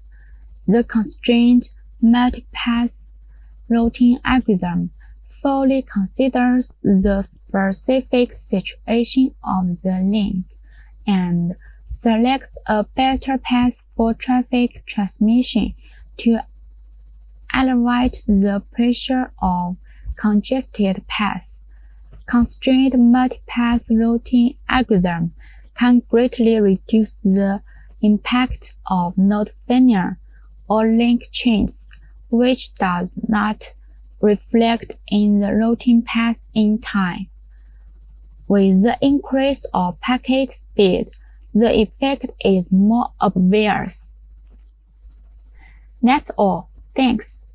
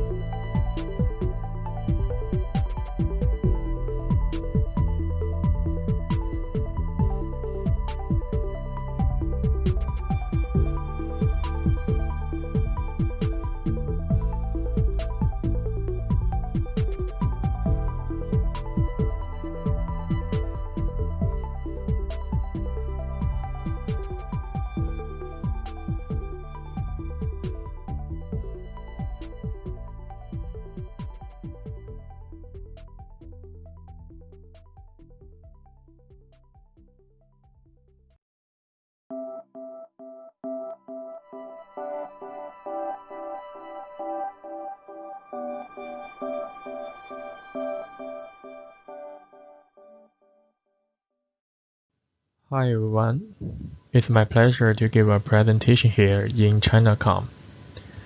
First of all, let me briefly introduce ourselves. Our group is from Hangzhou University, and this work is the achievements from cooperation with State Grid Shandong Electric Power Company. At present, more and more tasks and services are deployed on large-scale clusters. In the view of Google, containers work best for service-based architectures. However, container technology itself is still under evolution and far from mature. Here, title of this work is Container Performance Prediction, Challenges and Solutions. We made a survey in terms of performance modeling and predicting technologies of containers, and summarized their pros and cons respectively. People might already be familiar with virtualizations, such as KVM or mmWave. However, significant startup latency and performance overheads limit their further applications. As an emerging technology in cloud computing field, containers make virtualization extremely lightweight. To benefit from containers, cloud service providers successively set up their own container cloud to host online latency-critical tasks. Here on the slide, the left picture is a paradigm of a containerized cloud. In such an environment, workloads can be dispatched to several containers, and any crash or breakdown won't damage the clusters too much. Also, fast scaling time make containers flexible enough to exploit latent resource efficiency.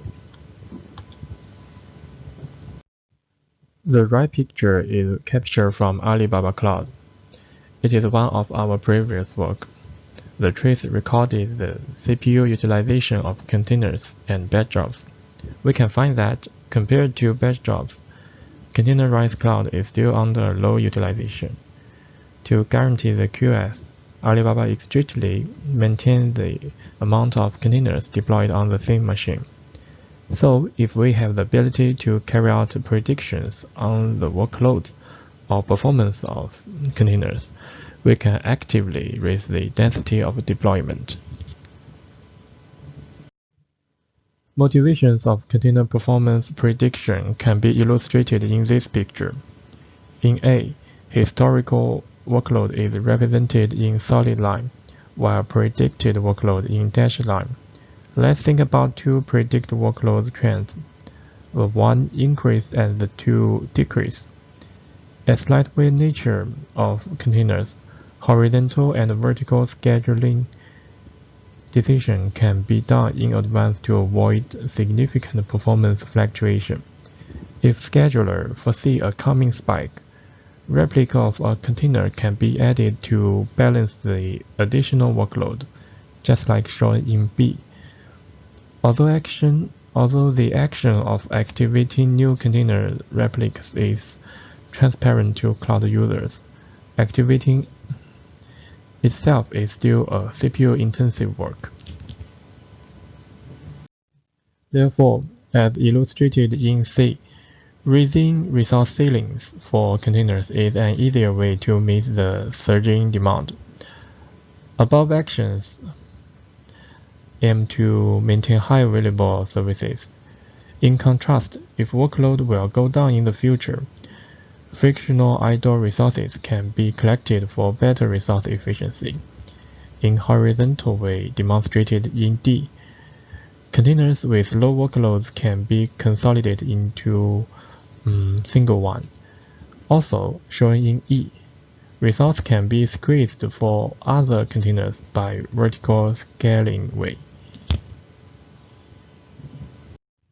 To our knowledge, container performance modeling methods can be divided into two main parts: traffic modeling methods that study outer factors, and runtime modeling methods that capture inner characteristics from containers to whole containerized cloud. Their benefits and challenges are concluded in this table. Requests are usually raised by events or users. They are strongly related to workload. However, every single container has a limited request process capacity. The study of request characteristics provided lots of inspiration for how to rule the performance of containers based on the real-time request solutions. As dependencies existing between tasks, order of task processing is always strictly defined in advance. Bao et al. Modeled every application as DAGs, in which services inside of applications are defined as verticals, and the volume of data delivered between each service is defined as weight. Yang et al. Transformed DAG from tasks to key models. Thus, high complexity is avoided. However, dependencies aren't always explicitly declared, so such modeling methods application scenario is highly restricted. Nowadays, researchers in physics, chemistry, and biology start to upload their datasets to the scientific computing cloud for faster processing speed and lower monetary cost. Some people find that algorithm configuration, datasets, and the load level almost totally determine the performance of applications. However, in most of the general cloud systems, incoming data is organized as streams, so modeling for datasets is limited to narrow scenarios. As different services reveal diverse resource consumption patterns, one of the most tricky challenges is how to properly place containers with different resource patterns so that resource utilization and communication latency will be well balanced. To better explain above issues, we assume that there are three services, which are named as A1S1, A1S2, and A1S3 separately, and constructed one single application together. Two manners of placement strategy are shown on the figure, and distinguished by gray dashed line. The first represents the anti-affinity manner. Services are distinguished to different containers, which will maximize the resource balance, like services with different patterns are co-located on the same machine, and disaster recover. That means failure of one node doesn't matter. However, the extreme anti-affinity manner introduces significant communication overhead. On the right of the dashed line is the affinity manner, which represents that all services of one application are deployed into one single node. Affinity manner minimizes the communication overhead, but it worsens the resource efficiency, as some physical resource will be idle or saturated, like memory and I/O in the example respectively. To achieve a better trade-off between resource efficiency and QoS violation, sufficient resource modeling study should be carried out. Some studies suppose that workloads of cloud environment are changing irregularly, so its performance is unable to be predicted. Under such assumptions, most works make scheduling decisions based on performance-aware mechanism. However, their methods inevitably lag behind current demands of containers. To preempt the delay in scheduling and further improve the resource efficiency, performance prediction is necessary. So we will take an insight of state-of-art solutions for container performance prediction. As two main methods of implement, numerical analysis and machine learning work with together different manner and have their own advantages and drawbacks. On behalf of a wide range of methods to search for mathematical laws underlying raw data, numerical analysis plays an important role in the design of the prediction mechanism. Although many researchers blame traditional numerical analysis methods for their inflexibility and suboptimal solutions, short calculation time and problem-specific design make numerical analysis a competitive candidate for solving performance prediction in containerized cloud. ARMA is commonly adopted in stationary time series scenario. Recently, efforts in adopting ARMA in cloud environment harvest the good results by forecasting coming workload spikes. However, as can be seen from the table above, ARMA-based methods only took CPU as the indicator. To our knowledge, it is hard to capture internal dynamics of the system by observing few features. Also, data source fed in ARMA-based methods should be regularly spaced. That means high-quality monitoring and elaborately pre-processing are necessary. Although time series analysis methods photo flaws hampered their feature development, their low complexity makes it a lightweight way to predict rapidly without too much computing or energy consumption. To avoid drawbacks existing in ARMA, like observed data should be spaced equally and outliers should be removed in advance, Facebook released a temporal sequence prediction framework called Profit. Profit generates future time series based on the yearly, weekly, and daily seasonality of the historical data, so it outperformed most of other similar frameworks in scale and flexibility. By integrating Profit framework as traffic forecasting methods, Kalim et al. Established a model to obtain the throughput rate between each pair of components. However, Profit framework is still lack of concerning of internal dynamics and makes prediction from the service. Cloud services iterate rapidly, so a purchase without adaptability will soon become obsolete. Every update of the numerical analysis costs much domain experts' efforts. To avoid such defect, machine learning methods, which don't need too much prior knowledge, are becoming increasingly popular.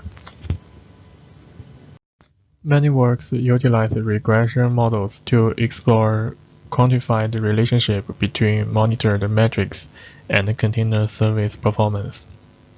With benefits of simplicity, training of most regression can be done rapidly and models are interpretable enough and easy to be generalized to more areas.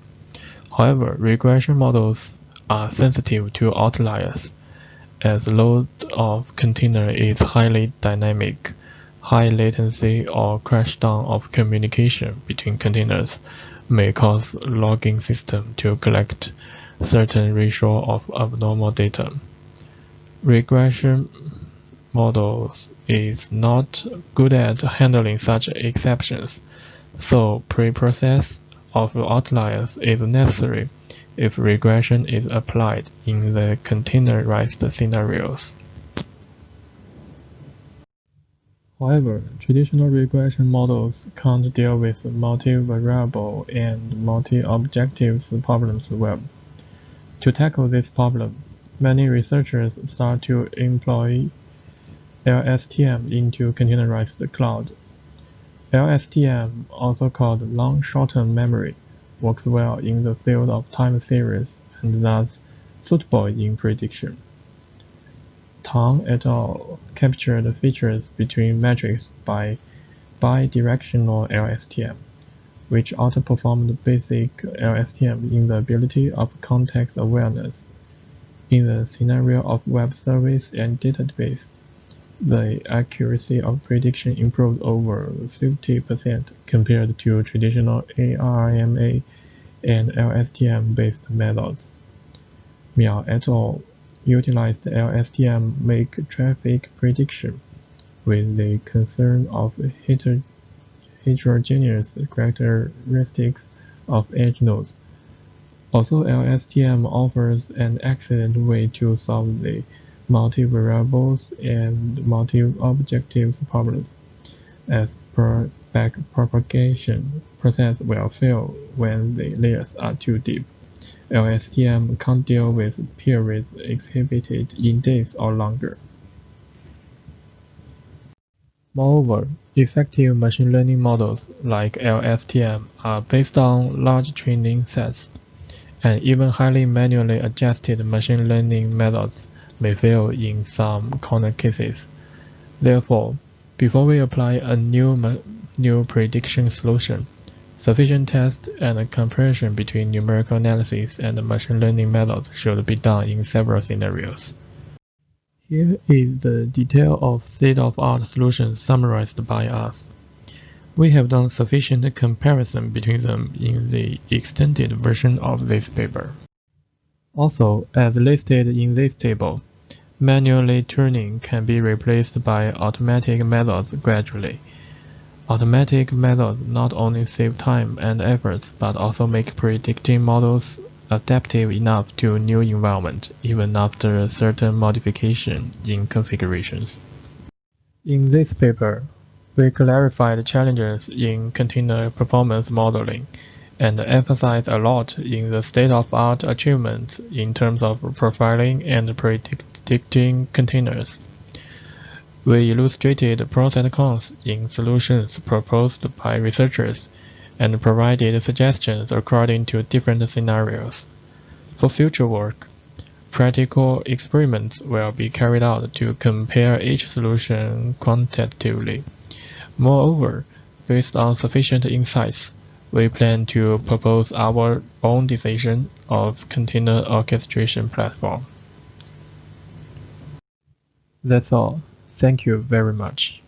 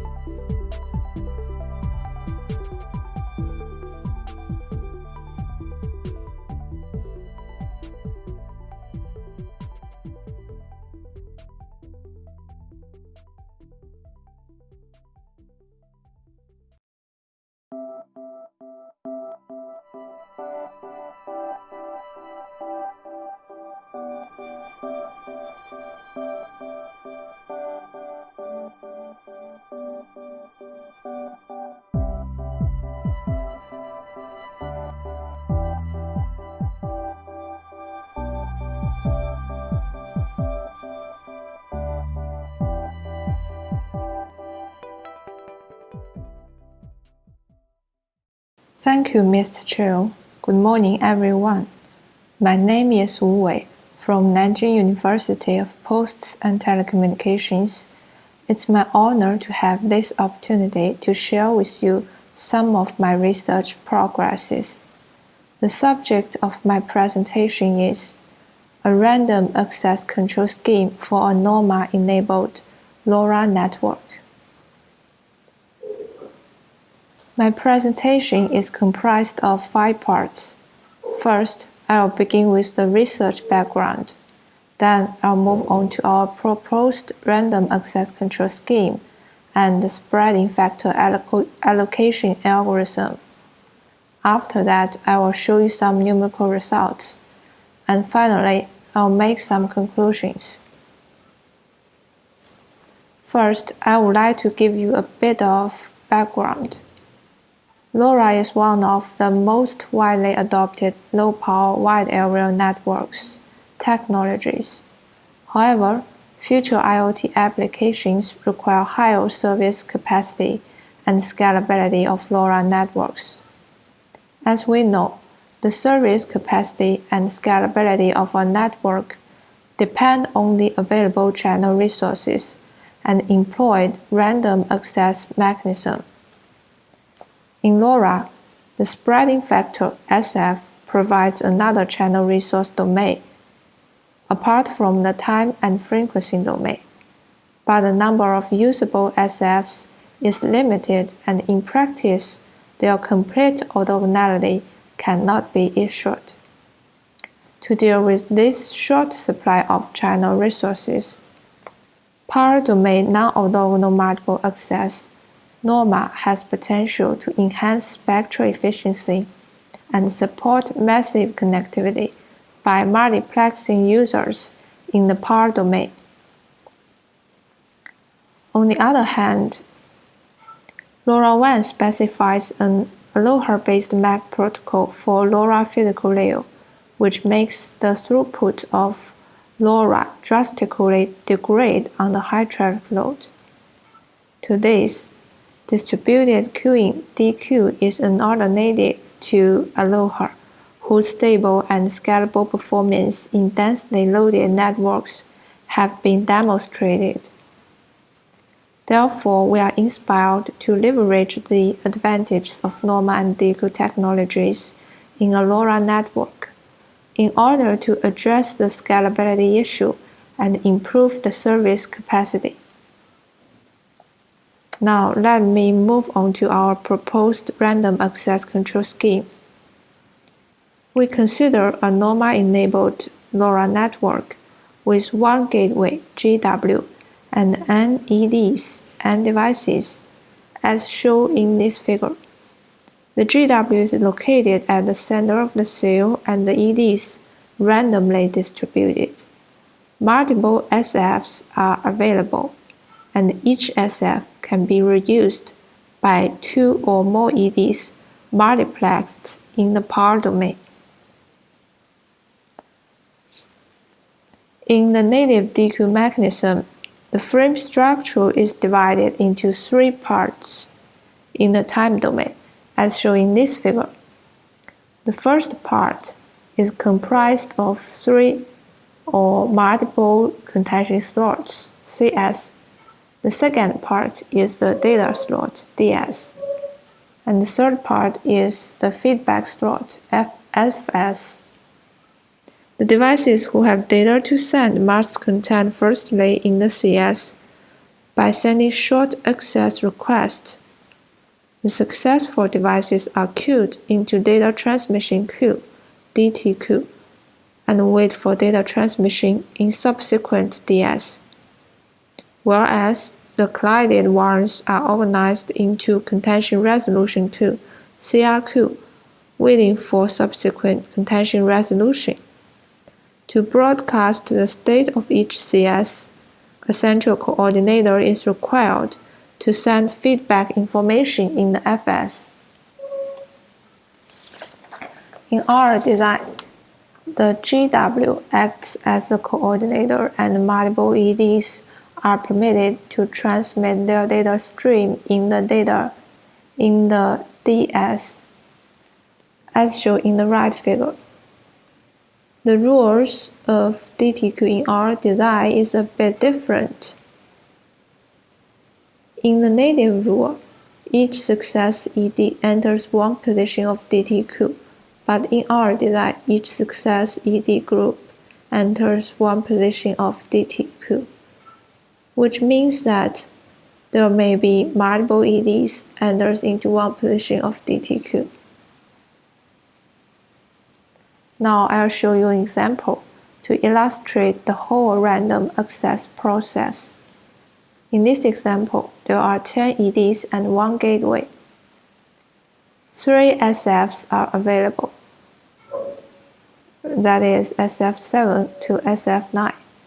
We assume that 6 contention slots are set in each contention window, and each SF can be assigned to at most 2 EDs. The whole access process goes as follows. First, in the synchronizing phase, the GW broadcasts beacon signal to synchronize all the active devices. Then, in the superframe 1, all the devices contained in the CW by sending access requests. ED3, 5, 6, and 9 succeed while others collide. After contention, the GW broadcasts feedback in the FS. Note that there is no data transmission in this frame because DTQ is empty at this time. According to the feedback information, devices enter into one of the 2 queues. The collided group ED1, 4, 7, and 8 enters into the first position of the CRQ, and the other collided group ED2 and 10 enters into the second position. The successful EDs are also grouped and enter into the first 2 positions of DTQ. Note that ED9 enters into the second position of DTQ because it is not allowed to transmit in the next frame. In superframe 2, the first group in the CRQ contained in the CW, and they both succeed. The first group in the DTQ transmit their data in the DS using their assigned SFs. After that, GW broadcasts FB. At the end of this superframe, ED1, 4, 7, and 8 enter into the first position of DTQ, and they are allowed to transmit in the next superframe. The following superframes, the process is similar. Okay, now we are going to take a look at the SF allocation algorithm. It is not difficult to find that the signal of each ED decoded at the GW would be impaired by one of or both 2 kinds of interferences, that is inter-SF interference and successive interference. The former is caused by the EDs using different SFs, and the latter is caused by the EDs using the same SF. Therefore, the goal of our SF allocation is to suppress these 2 kinds of interferences as much as possible. Then we can maximize the achievable short-term average rate. The achievable short-term average rate AR is defined as the production of data bit rate and the probability of successful reception. Our allocation algorithm is based on matching theory, and it is composed of 4 steps, as shown in the right follow chart. At first, the preference lists of EDs and SFs are initialized.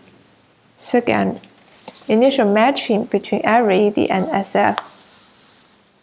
Third, for each matched pair in the prior step, do SF matching refinement.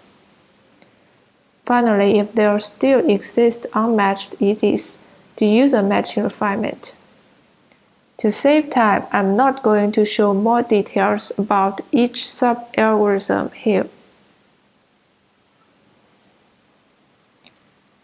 Now I would like to show some numerical results. As shown in these two figures, our proposed SF allocation algorithm are compared to the random and distance-based schemes. The left side is the sum achievable rate and the right side is the number of served users. We can observe that the sum achievable rate of our proposal outperforms the baseline ones. This is because our algorithm considers the effects of interferences and tries to suppress them by careful SF assignment. In the right figure, the number of served devices under the random and distance schemes reach the maximum served devices, 12, when n is greater than 16, whereas that under the proposal still keeps around 8. The results are rational since the proposed scheme exhausts itself suppressing the interferences rather than serving users. The relationship between the number of EDs and the served EDs in the right figure would give instructions to the optimal setting number of contention slots in each contention window. This figure shows the average throughput. All the curves go flat when n is greater than 20. However, the average throughput of two baseline schemes is about 0.05 kilobits per second, while that of our proposal is higher than 0.3 kilobits per second. Well, to the end of my presentation, I'll make some conclusions. We propose a novel LoRa network combined with NOMA and DQ technologies, in which a NOMA-enabled gateway allows multiple devices to transmit data simultaneously over the shared channel.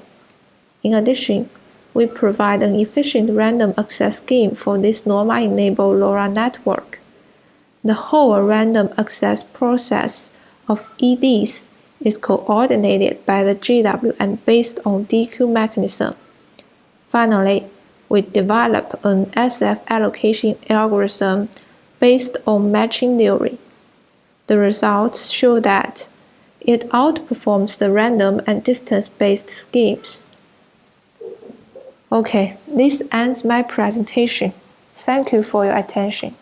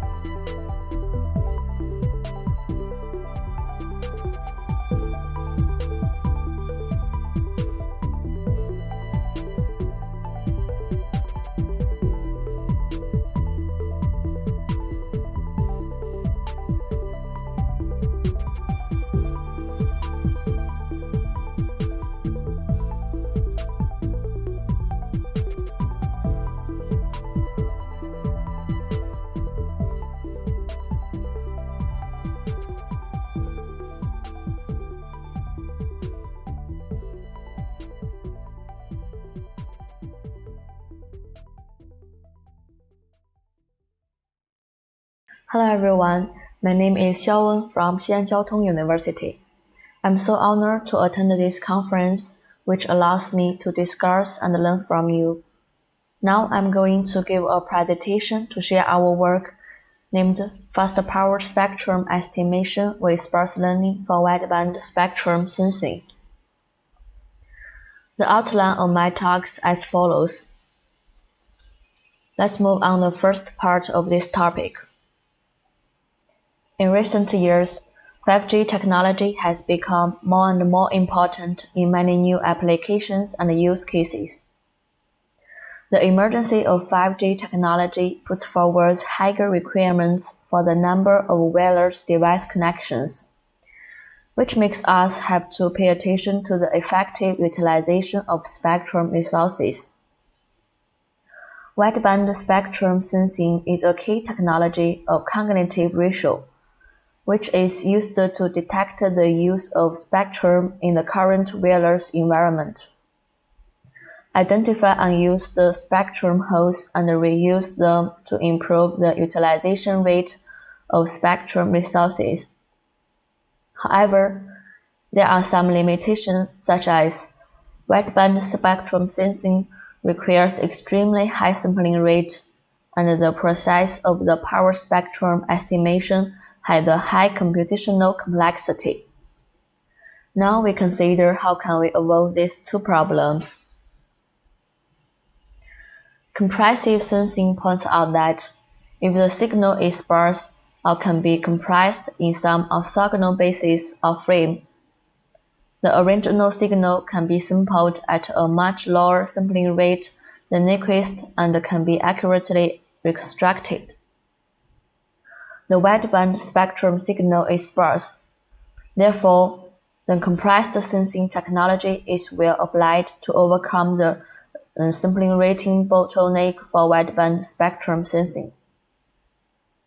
Based on this, we proposed the method named Fast Power Spectrum Estimation with the Sparse Learning for Wideband Spectrum Sensing, which improves the traditional WSS methods in terms of both sample collection and power spectrum estimation, where we introduce sparse learning and fast forward transform method respectively. Next, the second part may talk about the algorithm design and the theoretical analysis. This is a framework of our method. Firstly, we used the sparse adaptive matching pursuit algorithm to collect the signal sparsely and resolve the latent information contained in the original signal as much as possible. Secondly, we achieve the power spectrum estimation of the signals with FFT, including using FFT to dispose computing tasks to reduce computational complexity. Let's look at the procedure of the algorithm. Firstly, according to the characteristics of data obtained from sparse sampling at step 1, we define an indicator sequence and a date sequence in step 2, and apply them to the widely used unbiased estimation of the signals highlighted in this figure. Finally, we get a new unbiased estimation for signals as shown in the output. Then we divided it into two parts and calculate it separately. This is the most important step in which we introduce the fast-forward transform into the calculation. Take the computing process of the right part for example. Its core step is step 5, which considers circular convolution and the property of complex conjugate and time reversal for discrete forward transform. The right part is ultimately computed as equation 1 marked in the figure. The same process is made for the left part, which is expressed as equation 2. Finally, the estimator can be effectively computed by equation 3, and we can obtain the final power spectral estimation by performing discrete forward transform on this result. Next, we will analyze the theoretical performance of the algorithm from two aspects. In the first place, we consider the computational complexity. It's not difficult to find that the proposed method only involves FFT, IFFT, and some simple multiplication operations. Also can be easily calculated through floating point operations in total. The calculation of computational complexity is shown in the slide. Clearly, our method has a lower computational complexity than existing methods that have a complexity either scaling phenomenally with L or scaling phenomenally with N. In addition, an important advantage of our method over existing methods is that our proposed method, where FFT is a computationally dominant task, can be efficiently computed in a parallel manner. Next, we used the mean square error to evaluate reconstruction error of our method. From the final formula for MSE, we can see that the MSE of the method is related to the number of collected date samples as well as the sampling pattern. It's easy to say that more date samples lead to a lower MSE, so we will get a more accurate power spectrum estimation by improving sampling date for sparse learning. In the third part, we set up a total of 6 experiments and use MATLAB to implement these simulation programs. This slide shows the experimental operating environment and the 6 parameter settings. Let's focus on the ROC curve involved in the later experiments, which is created by plotting the true positive rate against the false positive rate at various threshold settings. Specifically, given an estimate power spectrum, one can use a threshold to identify the frequency locations of the signals that spread over a wide frequency band. Those grid points which have a higher energy level than the threshold are considered positive. Otherwise, it is considered that no signals reside on those grid points. The TPR and the FPR can be calculated by comparing the detection result and the ground truth. The ROC curve can then be obtained by trying different thresholds. The first experiment compares the accuracy of power spectrum reconstruction of different methods under different date characteristics. It can be seen from this figure that the proposed method can recover the true power spectrum accurately. In addition, the results show that for the subnyquist sampling date within 10 milliseconds, the recovery accuracy of our method is slightly higher than the condition of 1 millisecond samples. We can find that the accuracy of power spectrum estimation sparse learning can be improved by increasing the sampling time. In the second experiment, we plot the ROC curve for our method and the different signal-to-noise ratios and compression ratios. For the left figure, our method converges fast when the SNR is lower. Therefore, we see that our method can achieve reliable detection even in a low signal-to-noise ratio. It demonstrates the superiority of the use of statistic information for spectrum sensing. This advantage is particularly suitable for wideband spectrum sensing. For the right figure, the curves of different colors represent the results obtained under different compression ratios. We found that the performance can be considerably improved as the sampling rate increases. The third experiment compared our method with the frequency domain method.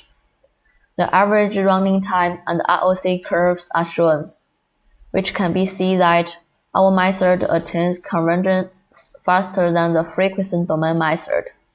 In addition, the time required by our method is about half of that of the frequency domain method. Therefore, we can conclude our method effectively reduces the computational complexity. The fourth experiment, based on the assumption that the time domain method used sparse learning to compare the proposed method with the traditional time domain method. It computes the ROC curve and the average running time for two methods. The blue curve represents our method, and the yellow curve is the time domain method. As we can see from the results that our method has better performance than the traditional time domain method. In order to illustrate that the method does not impose a sparse constraint on the monitored spectrum when reconstructing the power spectrum, we carried out this experiment in a multiband signal consisting of 32 narrowband components.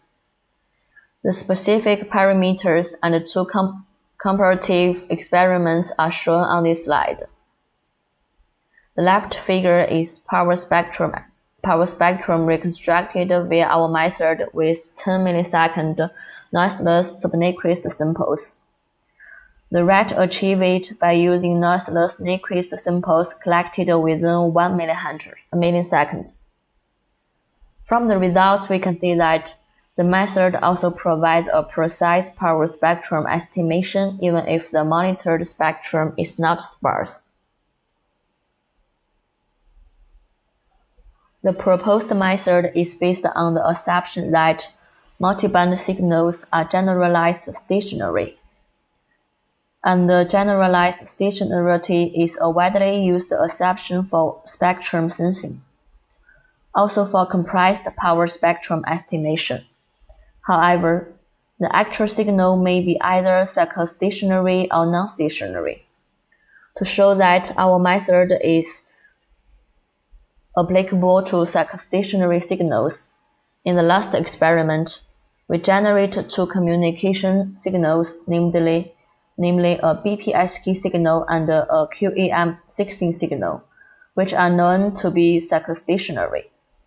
The procedure is the same as experiment 1, except that the original signal is different, from which we see that our method can yield an accurate power spectrum estimation for psychostationary signals.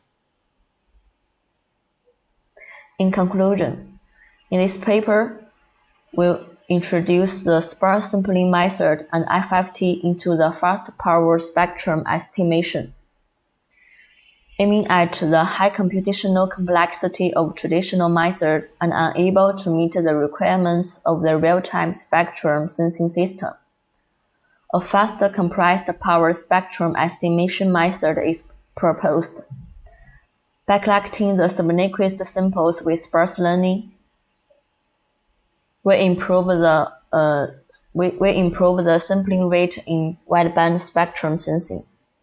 Next, the method reconstructs the power spectrum estimation model. Especially, it will provide better spectral resolution, but increase the computational complexity in this model. To address the problem, FFT is introduced into the computational process. The computational complexity is reduced by using 3 FFT.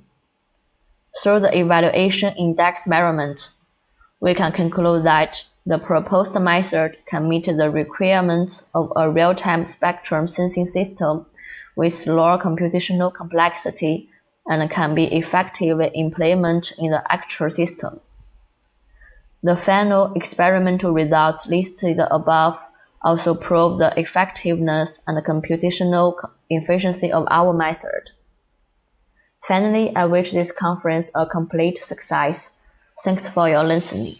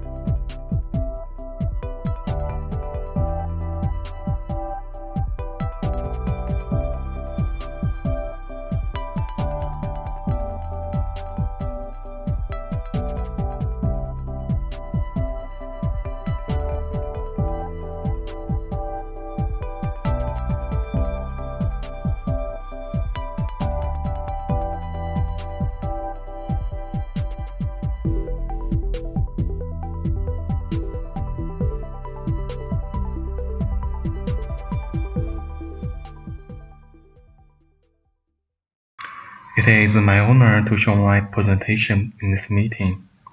My title of this presentation is QoS-Guaranteed AP Selection Algorithm in this IEEE 802.11 WLANs. My name is Wong Zhihui. I come from Jiangsu University of Science and Technology. I am also the author of this paper.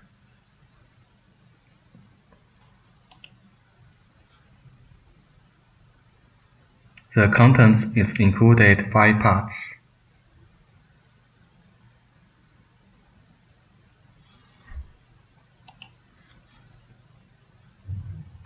First is introduction.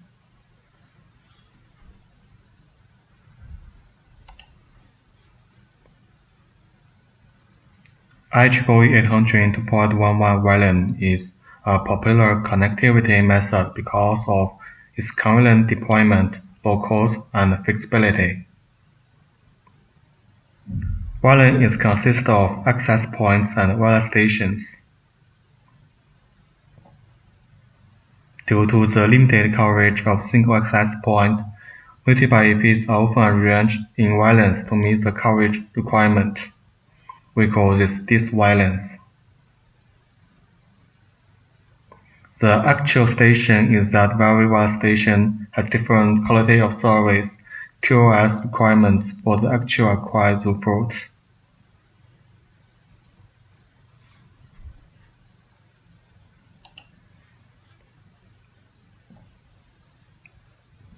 The QoS of a wireless station is infused by which AP it connects.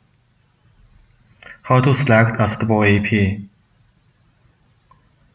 The conventional AP selection strategy for wireless station is to connect the AP with the highest RSSI, which has been proved to be not effective. Exciting AP selection can be classified as distributed or centralized strategies. In the case of distributed strategies, the wireless stations gather some metrics from APs and then choose the best AP based on these metrics.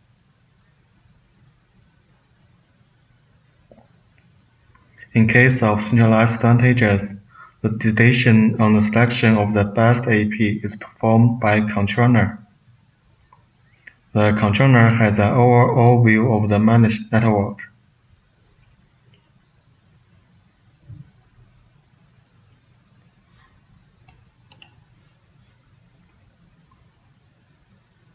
The traditional works did not consider the different QoS requirements of wireless stations and cannot distribute wireless stations to APs fairly. In order to increase the overall QoS of wireless stations instead of individual QoS of a wireless station, a QoS-guaranteed AP selection algorithm is proposed for these WLANs.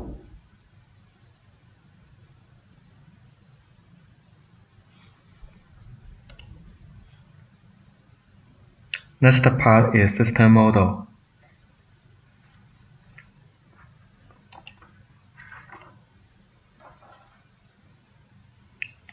As shown in the right picture is a centralized IEEE 802.11 WLAN. It has one access point controller, AC, M APs, and N wireless stations. Assume that neighboring APs operate at different frequency channels, so that there is no interference among them. The network adopts IEEE 802.11b. The MAC laser adopts DCF. Each wireless station has a QoS requirement for the actual acquired throughput. Assume that each wireless station is in saturation mode, which means it always transmits data to AP.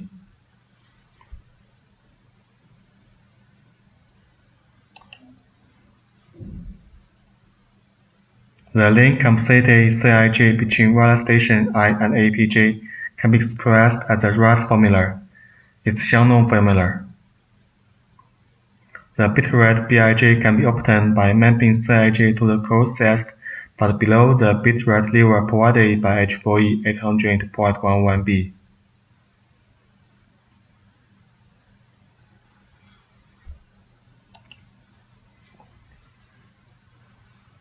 We then consider the obtained support of the wireless station I selecting APJ. Xij can be expressed as a rate formula. Uij is a function of time that wireless station I is able to access a medium of APJ.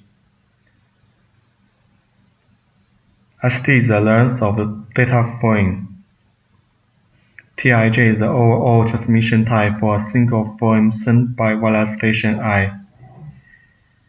Bij is the bit rate between wireless station I and APJ. The Tij can be expressed as a rate formula. TTR represents the frame transmission time.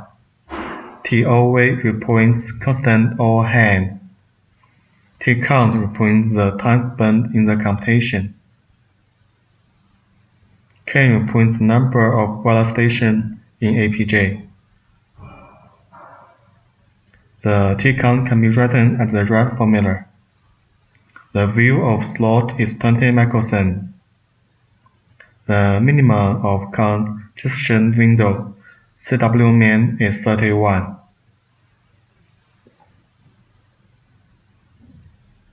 PCK is the proportion of collections of each data packet successfully acknowledged at the MAC laser. The PCK can be expressed as a rate formula.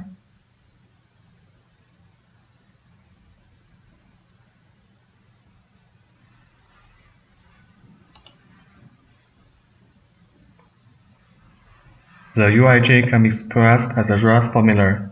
All parameters can be calculated from both presentation.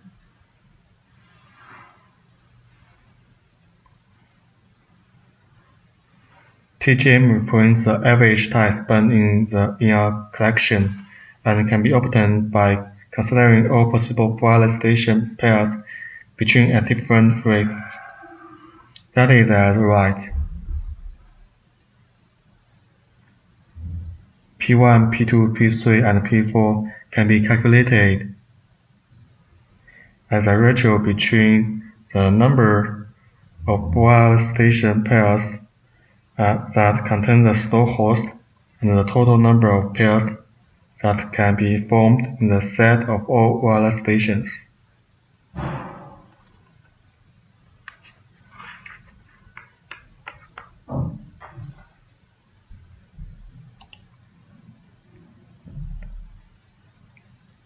Each wireless station has a QoS requirement for the actual core throughput Ri. Define Qij as the QoS of wireless station I to the selected APJ for the actual core throughput, and can be expressed as a rate formula.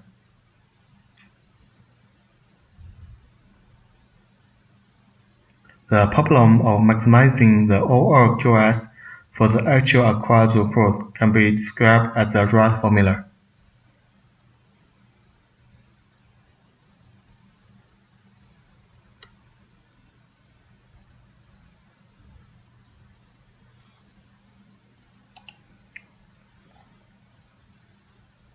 Next part is QoS-Guaranteed AP selection algorithm.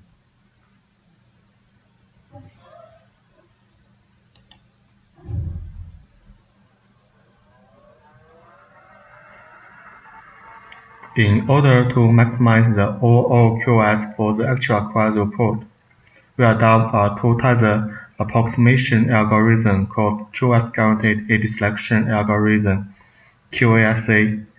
In the proposed algorithm, we regard wireless stations as rational game players. The outer laser adopts a stochastic game to find an overall optimal selection decision profile for all wireless stations. And the inner laser adopts a gradient approximation method to find a locally optimal AP selection decision of wireless station I for its Ri.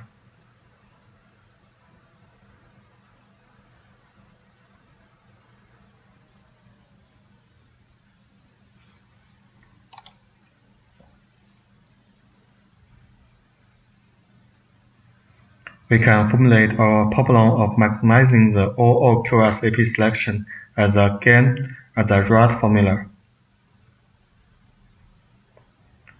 In the first formula, the first parameter n is a set of game players.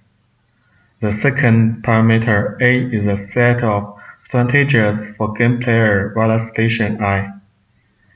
The third parameter qi is a revenue function to be maximized by player wireless station I. A negative I denotes the AP selection decision profile of all wireless stations except wireless station I.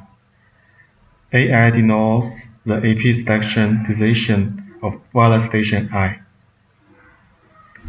As shown in the second formula, given the AP selection decision profile of other wireless stations, A negative I, wireless station I would like to choose a locally optimal AP selection decision to meet its RI.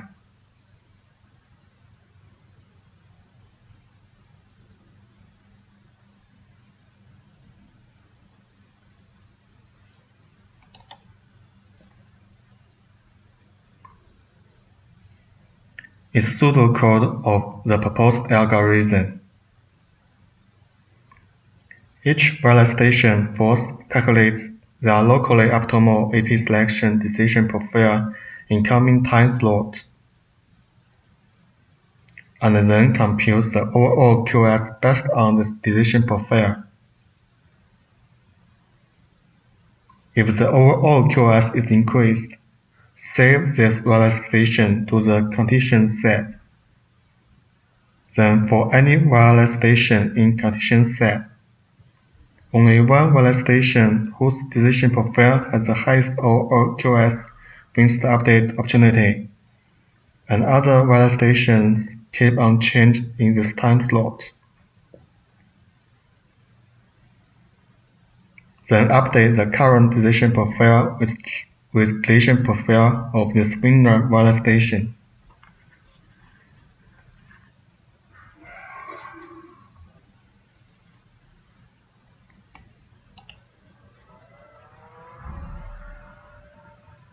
Next part is results.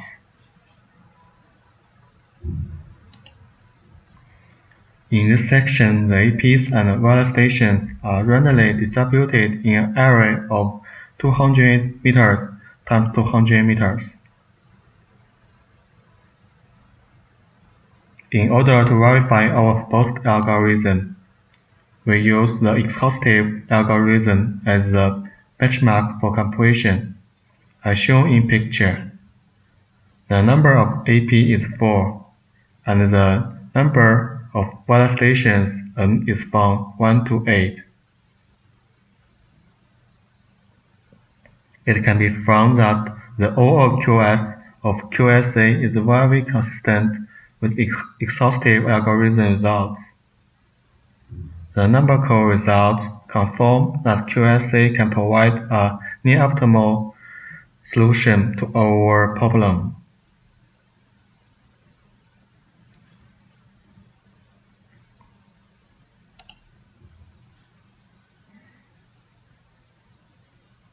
In addition, we present the convergence behavior of QSA under different wireless station numbers, which are n equals 30 and 50 respectively. The number of AP is 8. From picture, one can be seen that the overall QoS of wireless stations gradually increases as the number of iterations increases. After a finite number of iterations, the QSA converges to a certain view. We can also say that the more wireless stations exist, the more iterations are needed.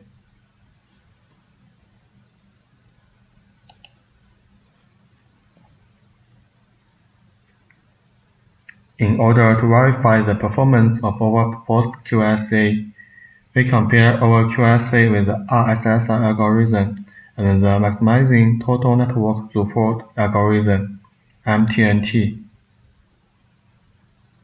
The number of APs is 10. The computation results are shown in picture. It can be seen that our QSA can increase the overall QoS by 160% and 10% compared to the RSSI algorithm and MTNT when the number of wireless stations is 50. In RSSI algorithm, all wireless stations make decisions alone and might lead to bad performance and waste many resources. The MTNT does not consider the requirements of wireless stations and cause unfair distribution.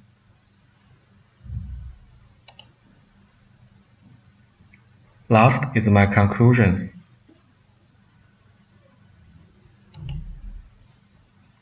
IEEE 802.11 variant is a popular connectivity method. It is important to select a suitable AP for every wireless station in network. The actual station is that every wireless station have different QoS requirements. For guaranteeing a fair distribution according to the QoS requirement of wireless station, we propose an AP selection algorithm based on maximizing overall QoS metric for multiple wireless stations and multiple AP WLAN, and use game theory to get the near-optimal AP selection decision. Simulations show that the QSA can effectively improve the overall QoS of wireless stations for the actual acquired report.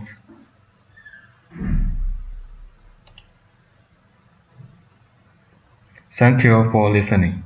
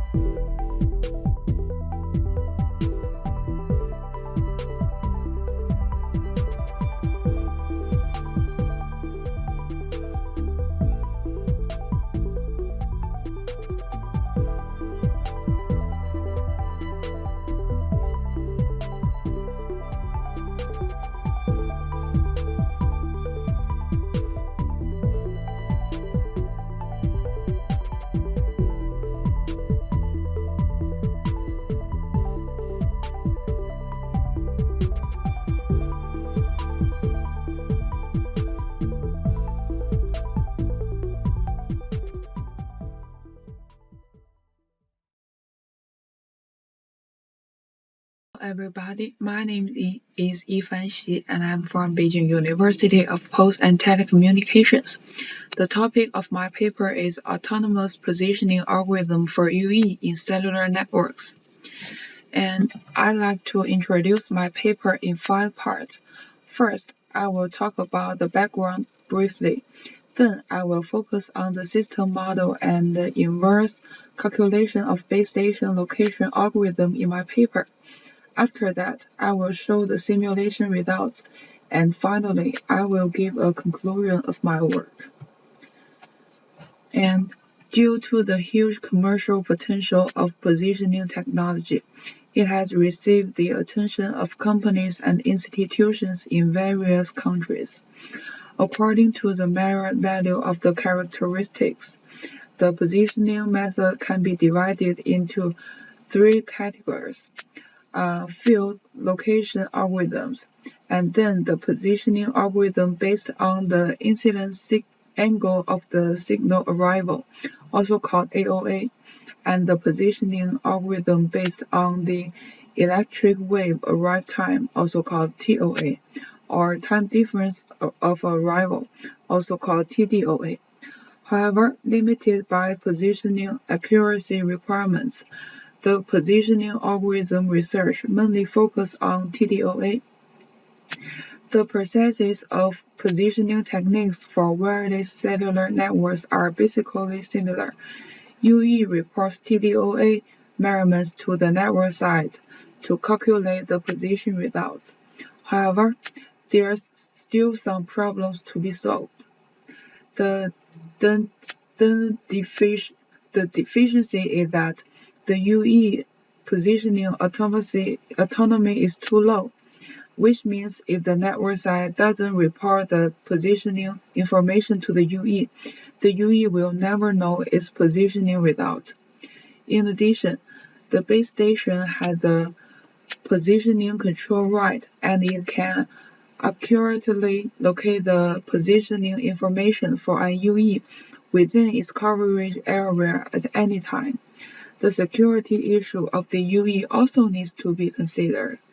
So, in order to improve the autonomy and security of UE, it is necessary to propose an autonomous positioning algorithm for UE in cellular networks. And in this paper, we use the traditional TDOA model to represent the system model. As we can see in this figure, XY is the position coordinates of the UE to be estimated, and XI, YI is the known position of the I base station. And once a certain TDOA value is obtained, the distance from the UE to the 2 base stations can be calculated. Several TDOA measured values can form a system of curvature equations about the position of the UE. Then the estimated position of the UE will be captured by solving the system of the curvature equations. And now we give the process of our algorithm. As we all know, TDOA measurements are obtained by UE itself by calculating the time difference between receiving downlink signals of different base stations. So our process is, first, UE reports TDOA measurements to the network side, and the network side uses chain algorithm to calculate UE positioning. Then, UE uses these positioning results issued by the network side and TDOA measured values to inversely calculate the position of the base station, and meanwhile the coordinates of the base station will be obtained. And finally, the UE can use the calculated base station position coordinates and TDOA values to calculate its own position without the base station's help. And in the following parts, we will propose the system model of the inverse base station and give the solution process of it.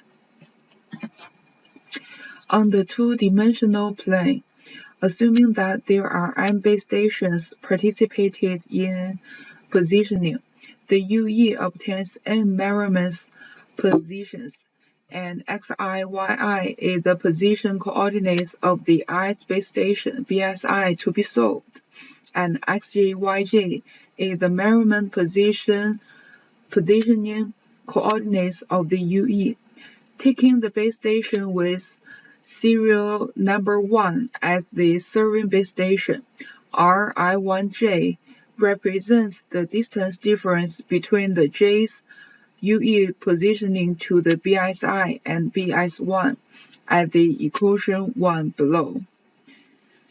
And inversely calculating the positioning of the base station is to solve the nonlinear equations composed of n equations. Taking the inverse calculation of BSI coordinates as an example, delta R, R1, Ri, n are n-dimensional vectors formed by n UE measuring and positioning, so that the Formula 1 in the previous page can be expressed as this equation. And the elements in Ri minus R1 are known TDON measurements, and n is a normal distribution function with mean 0 and variance sigma square. All elements in delta R follow a normal distribution with mean Ri1j and variance sigma square. And the corresponding likelihood function is as this formula. And finding the coordinate value that maximizes the maximum likelihood probability is equivalent the formula. And as we see, this formula is a nonlinear function. If the analytical method is used, the process will be very complicated and bring a huge amount of calculation. Therefore, the genetic algorithm is used to solve this problem, and the optimal solution is searched in the entire potential solution space to calculate the position of the base station. The steps to realize the back calculation of the base station location using genetic algorithm are as follows. Step 1. Initialize population and chromosome coding. First, determine search space. We should obtain the ID of the cell where the UE is located, and due to the uniqueness of the ID, the range of the cell can be seen at the search space. And then we encode individuals with binary codes. This coding method is simple and easy to operate, which is conducive to realization of crossover and mutation. With this coding method, the search space of genetic algorithm is mapped to the space coordinates within the cell range. And here is step 2. With the equation before, we can determine the fitness function at this. And for the adaptive operator, the crossover rate PC and mutation rate PM have a great influence on the optimization process of the genetic algorithm, and an appropriate value should be selected to prevent the occurrence of the premature convergence. And then, in step 3, we first use roulette roulette strategy to select individuals and ensure that highly adaptive individuals can enter the next generation population with a higher probability. Then uniform arithmetic crossover is used in this algorithm. The genes at each locus of two paired individuals are exchanged with the same crossing probability. And finally, we perform mutation operation. In this algorithm, we use non-uniform mutation and randomly disturb the original gene value and use the disturbed result as the new gene value after mutation. For example, X is the individual to be mutated, and for the mutated individual XK, the new offspring SK prime is at the equation below. And in this page shows the simulation scenarios and parameters. A cellular structure with 3 base stations. The serving base station is BS1, and the remaining base stations are BS2 and BX3. And TDO measurement error is Gaussian distributed, whose mean value is 0, and the setting standard deviation are 2, 4, 6, 8, and 10 meters. And genetic algorithm simulation parameters are as below. For P equals to 200 and G equals to 100, and cross rate PC equals to 0.3, and PM equals to 0.05, and the non-uniform variability B equals to 4. And now let's see the simulation results and analysis. The picture on the left, UE used 3 positioning positions to inversely calculate the coordinates of the BS, and uses 4 positions on the right figure. And from the 2 pictures we can see the positioning error values of the 3 base stations are within acceptable range, and the dimension and demonstrates excellent positioning performance, so that feasibility of the inverse algorithm is verified. And the picture on the left we can see when UE obtains more position coordinates for inverse calculations, the positioning performance of the algorithm can be improved. And on the right, this simulation result shows that the positioning errors of the 3 base stations are decreased as the radius decreases, and the errors are all within the acceptable range, and the error curve of our algorithm is in a stationary state, which demonstrated excellent stability of the algorithm. And now we give our conclusion. And this paper proposed an autonomous positioning algorithm for the UE in cellular networks. And the result shows that algorithm is feasible, and the error of the calculated base station position coordinates is within the acceptable range.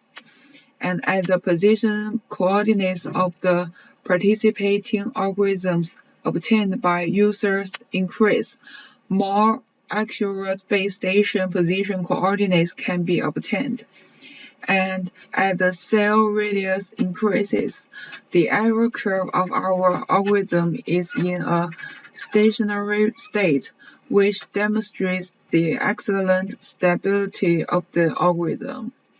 And the result indicated that our algorithm is effective and also demonstrates stability and good positioning accuracy.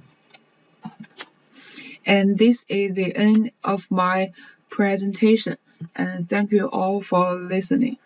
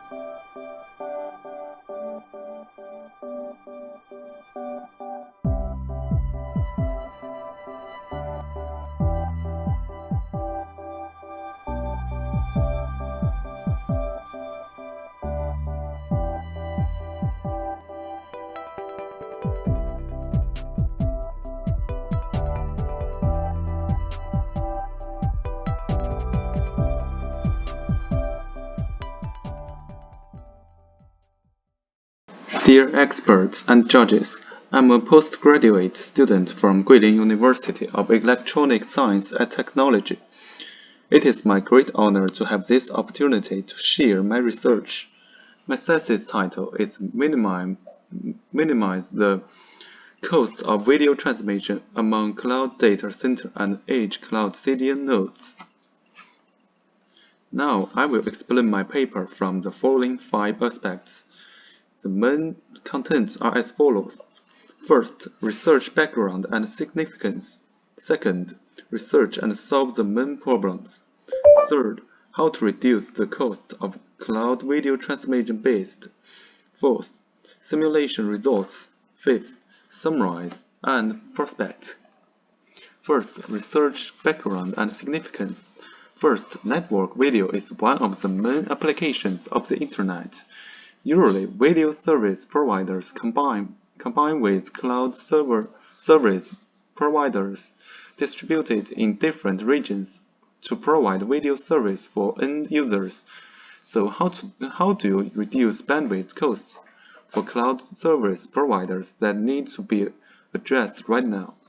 Second, with the emergence of a large number of end users, Edge cloud CDN nodes distributed in different geographic areas provide video services to surrounding end users, which reduces the resource pressure and load of cloud data centers.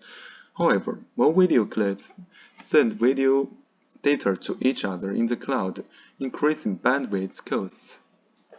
Second, research and solve the main problems. In the cloud platform, how to divide the video resources of the central node input into appropriate video segments and then distribute them to other nodes of the network through appropriate links, so that all edge cloud CDN nodes of the network have all segments of the video. This is the second problem studied in this paper. 3. The bandwidth cost of cloud platform video transmission. The main problem studied and solved. Build a cloud video platform in the historical bandwidth peak-based charging model. The historic bandwidth cost is reduced. Main work. First, build a cloud video transmission platform. Second, the netcut way algorithm is designed. Select the minimum cost path for each video transmission. Third, explore how to reduce bandwidth cost based on peak bandwidth charging model. First, combined with the video transmission characteristics of cloud platform, the forwarding problem of video clips of nodes is discussed. 3.1 Cloud Network System Model.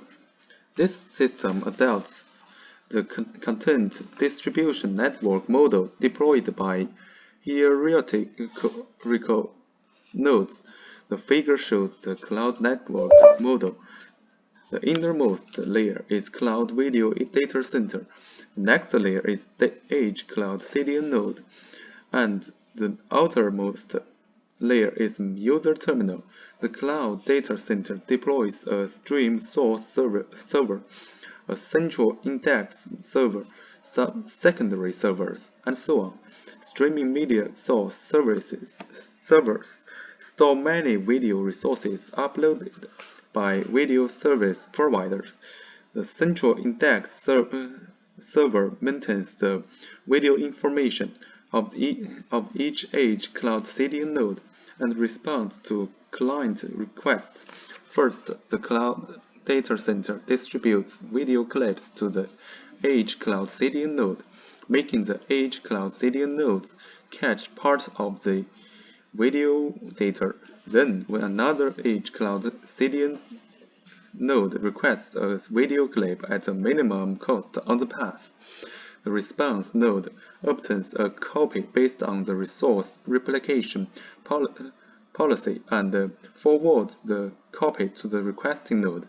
In this network system, edge cloud CDN node can request the lost video clip from other nodes and record the updated video clip information of the neighbor node.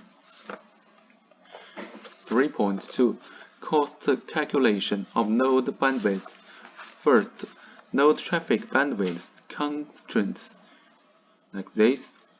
Second, the cost calculation, the transmission cost of node bandwidth, and translated into the calculation results of historical bandwidth peaks. 3.3 Node floor equation. The following equation relates to link bandwidth traffic. And the 4.1 determine the maximum link history bandwidth peak algorithm. According to algorithm 1, peak bandwidth is calculated as follows. First, the system sets the initial capacity value and the initial bandwidth peak. The edge cloud CDN node counts and monitors the link schedules between the cloud data center and each edge cloud CDN node every 5 minutes to get the current bandwidth peak of the link. The maximum peak value of the link is updated based on the bandwidth obtained. 4.2 Bandwidth allocation based on historical peak bandwidth. In view of the above analysis, we design algorithm 2 to solve the problem of node video segmentation. The node can transmit as many free video clips as possible without exceeding the maximum historical peak of the link. 4.3 Bandwidth allocation based on historical peak bandwidth. The design of the minimum cost path algorithm is the focus of this paper. Based on maximum floor and minimum cut, we design algorithm 3. 5 Simulation results and analysis. We implemented an event-driven simulator on the PeerSim simulation platform to evaluate the performance of netcutway. We built a cloud video transmission system and stored all the video clips in the cloud data center. First, different initial transmission delays and initial bandwidth peaks are randomly set in the system link. In the experiment, considering the difficulty of the experiment, we set up 40 edge cloud CDN nodes. At the same time, we also set the video source size to 20 TB, and the expected transmission rate range of video is 3.31 to 15.72 Mbps. 5.1 Analysis of simulation results. Unit transportation cost. Unit transport cost is defined as the unit video transmission cost of a system over a period. In the experiment, we recorded the video transmission cost of each cloud CDN node in different time periods. We consider the maximum capacity of network bandwidth in the case of video segment transmission units on each link, regardless of the importance of the time dimension.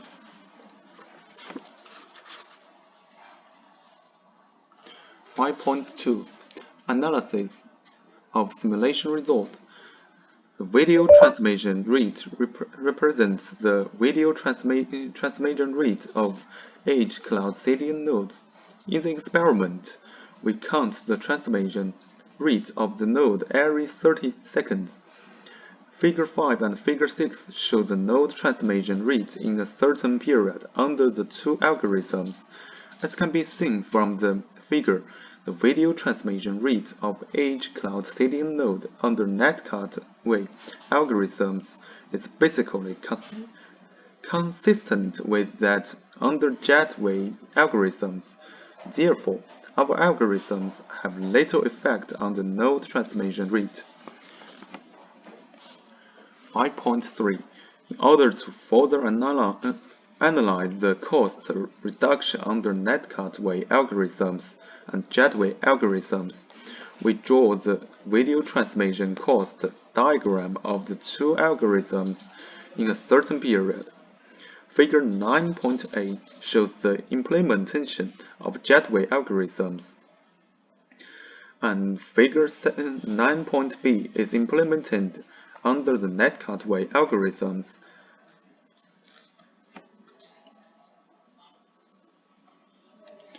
Summarize and prospect. Summarize. Cloud service providers typically deploy multiple edge cloud CDN nodes in different geographical locations and rent a highly available ISP link to transmit video data in order to reduce the cost of video transmission for cloud service providers. This paper proposes a network algorithm based on peak bandwidth billing model. This algorithm can effectively reduce the cost of cloud video transmission. Prospect. First, when studying the cost of video transmission on cloud platform, this paper only focuses on the algorithm design and cloud network architecture, without much research on how the data between nodes communicate in the architecture. Therefore, the next step of this paper is to find a better data scheduling method for transferring resources between nodes. Second, due to the limitation of the experimental environment, this paper only conducts simulation experiments on the proposed scheme, but does not verify it in large-scale physical terminals. If conditions permit, the algorithm proposed in this paper can be verified in the cloud platform. That's all. Thank you.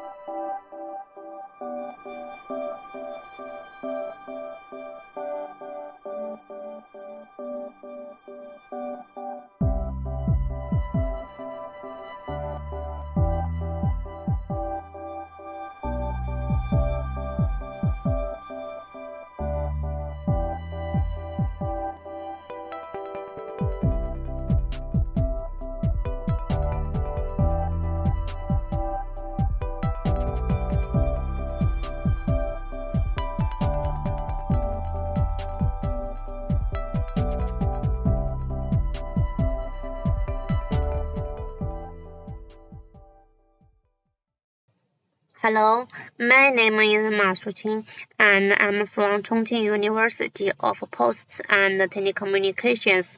Today, I will give a presentation about my paper titled "A Link Load Balance Algorithm Based on End-Economy Optimization in Data Center Network." I will introduce my paper from the following. They are introduction, system model, algorithm design, simulation results, and concluding. The first part is the introduction, with the rise of cloud computing and big data technology. Data center as an information infrastructure gradually becomes the core of data computing, transmission, and storage. Due to the uneven business distribution and the randomness of data quantity changes, and the loads of different links, which result in the decline of the performance of data center network. So, the diversification of internet business and increase of users' requirements for QoS pose challenges to data center networks. In order to improve resource utilization, decrease response time, and ensure service quality while maintaining stable and efficient network operation. Thus, a flexible link load balance strategy is urgently needed. The existing methods mainly can be divided into two parts. The one is make static or dynamic traffic scheduling strategies to achieve load balance. The other one is formulate traffic scheduling strategies to achieve user service quality requirements. However, the following problems remain. The first one is the instantaneous load information does not completely reflect the load situation of the link, and the user's demand for service quality is ignored. Sometimes maybe we consider service quality requirements, but the network performance is ignored. Considering the problem of all above, this paper proposes a load balance algorithm based on end-economy optimization (LLBA) to balance the link load of network effectively and improve the quality of flow transmission. We redefine the parameter and operations of ACO and propose the heuristic function according to flow and link state information. We also take service quality and network performance into consideration. The second part is system model. The system model we can see from Figure 1, which mainly consists of three modules. The function of topology information is to get the network topology and then obtain the shortest top key passes between the source and destination address of flows.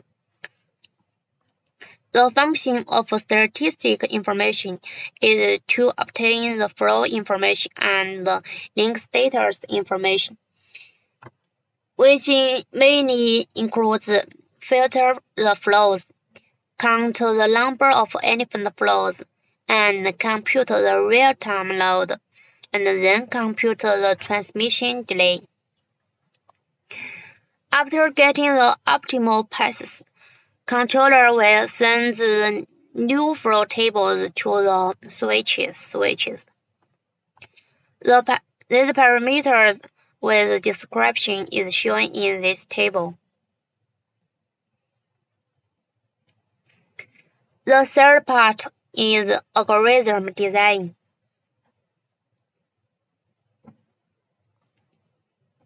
Firstly, I will introduce the fundamentals of ACO to you. We know the ACO with the characteristic of distributed computing, information positive feedback, and heuristic search, which can solve the combination optimization routing problem.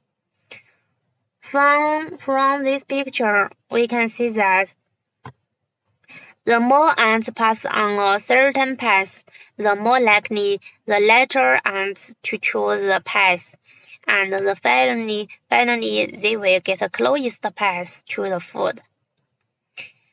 The ACO has 2 stages. The first stage is migrate status. The second stage is update firmware. So, in this paper, we propose a link load balance algorithm LLBA based on ACO. The LLBA customs the new best path determination rule. The method of once select next set is ruled, and the calculation formula is given as formula 8. Where the eta I1 and eta I2 are the heuristic functions that we redefined. Number I is the number of elephant flows on the S-link. The load I is the real-time load on the S-link.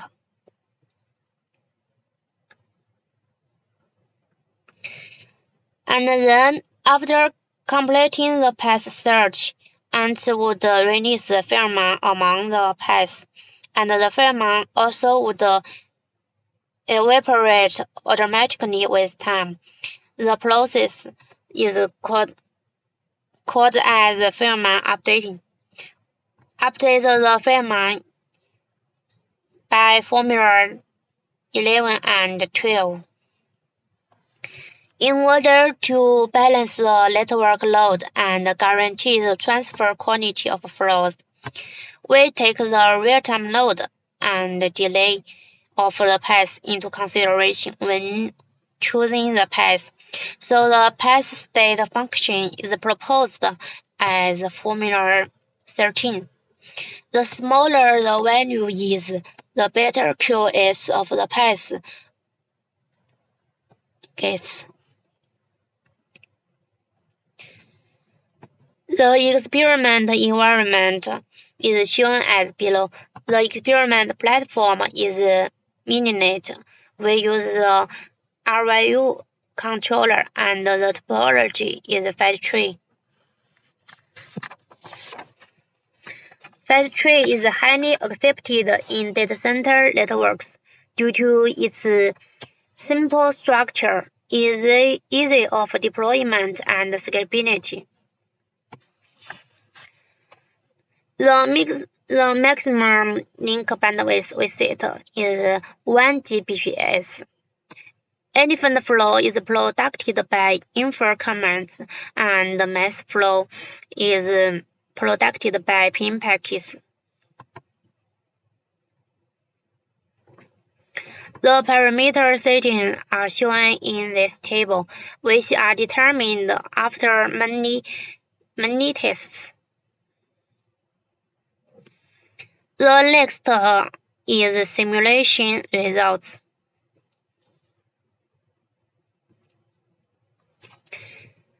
In this proof experiment, we can see figure 4 and figure 5. Between 0 and 20 seconds, the first flow takes up more than half of the bandwidth of the link. At the 20th second, the second flow is generated, and 2 flows begin to compete for bandwidth resource. The real-time distribution rate of the first flow is gradually decreased. From figure 6, we can see that as the number of flows increases, the real-time load of the link does not increase significantly but fluctuates constantly.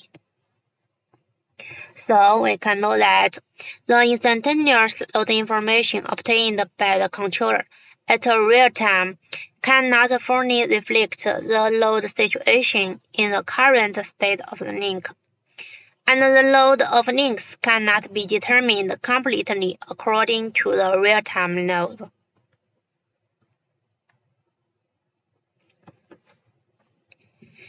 And then we do some comparative experiment.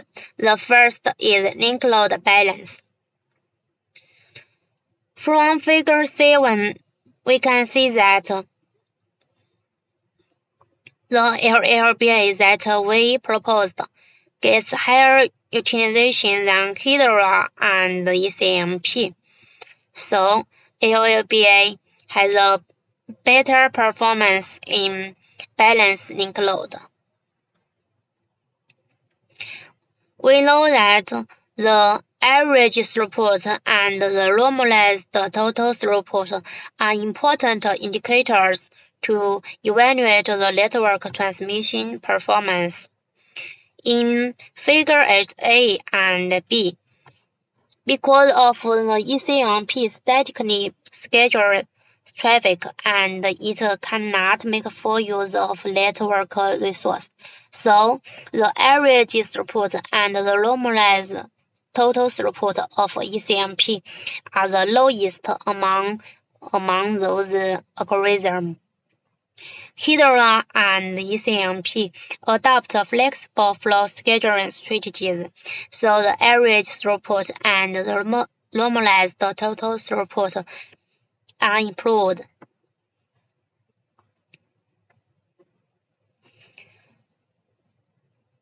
We can see that when the switch forwards the long first packet, which can match the existing flow entries in the flow table, achieving the faster forwarding and the average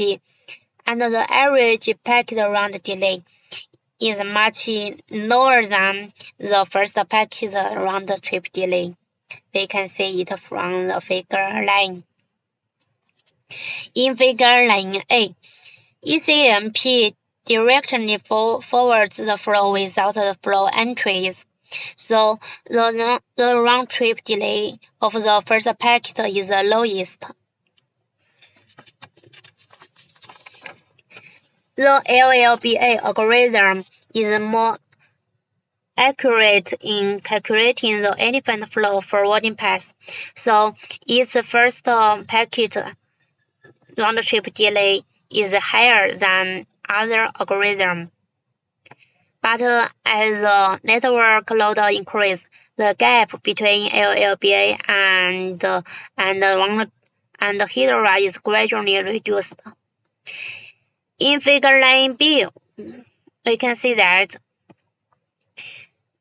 LLBA professionally selects a path with a smaller transmission delay, thereby effectively reducing the average packet round-trip delay of flows, so it gets the lowest average round-trip delay. In figure 10, we test the mean duration of round-trip delay among these algorithms. We can see that LLBA has better performance in balanced link load, and it can control the transmission delay of elephant effectively. So the mean duration of round-trip delay of flows is minimal. The last part is concluding. We propose a link load balance algorithm based on anti-colony optimization LLBA. We define the heuristic function and adopts global firmware updating.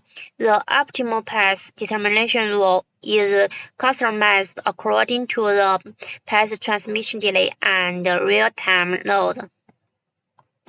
And we can know that LLBA improves link utilization and network throughput obtains the lower round-trip delay and the lower average round-trip delay duration to some extent.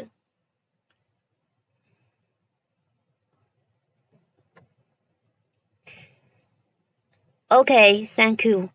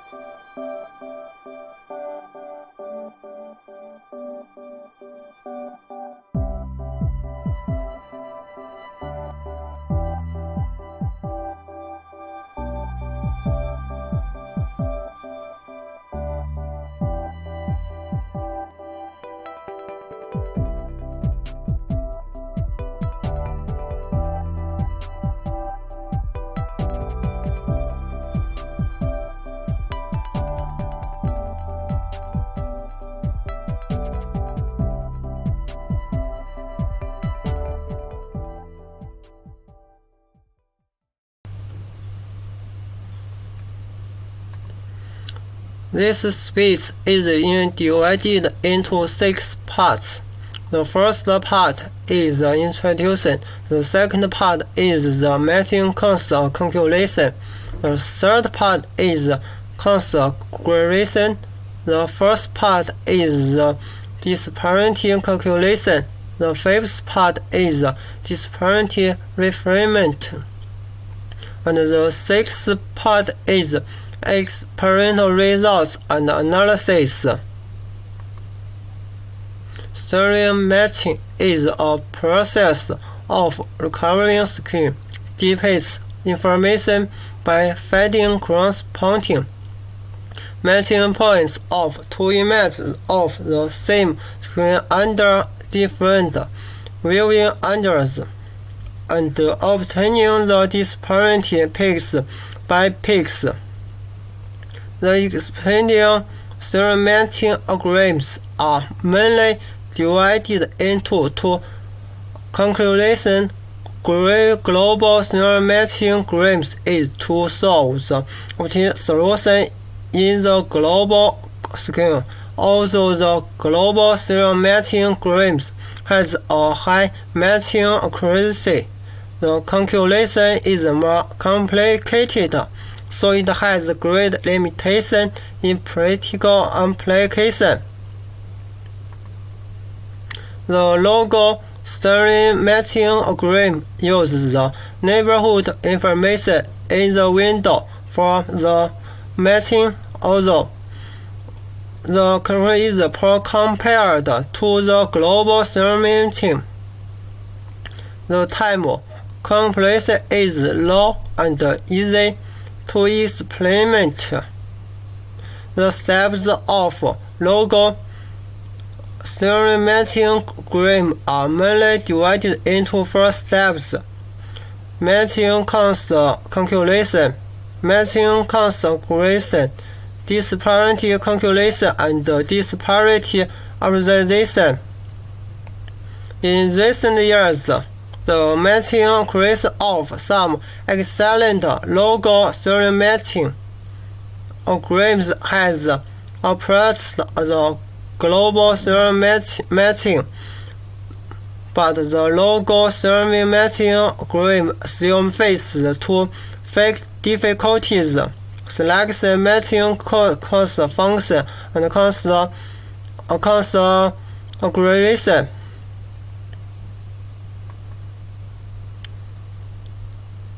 One difficulty of the logo serial matching algorithm is the selection matching cost function. Cost matching cost functions mainly include pixel-based absolute value of grade difference,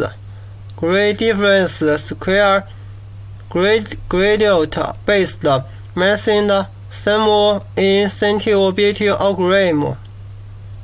Another difficulty of the logo serial matching algorithm is the selection of constant aggregation matching of, since the constant calculation only considers logo occurrence.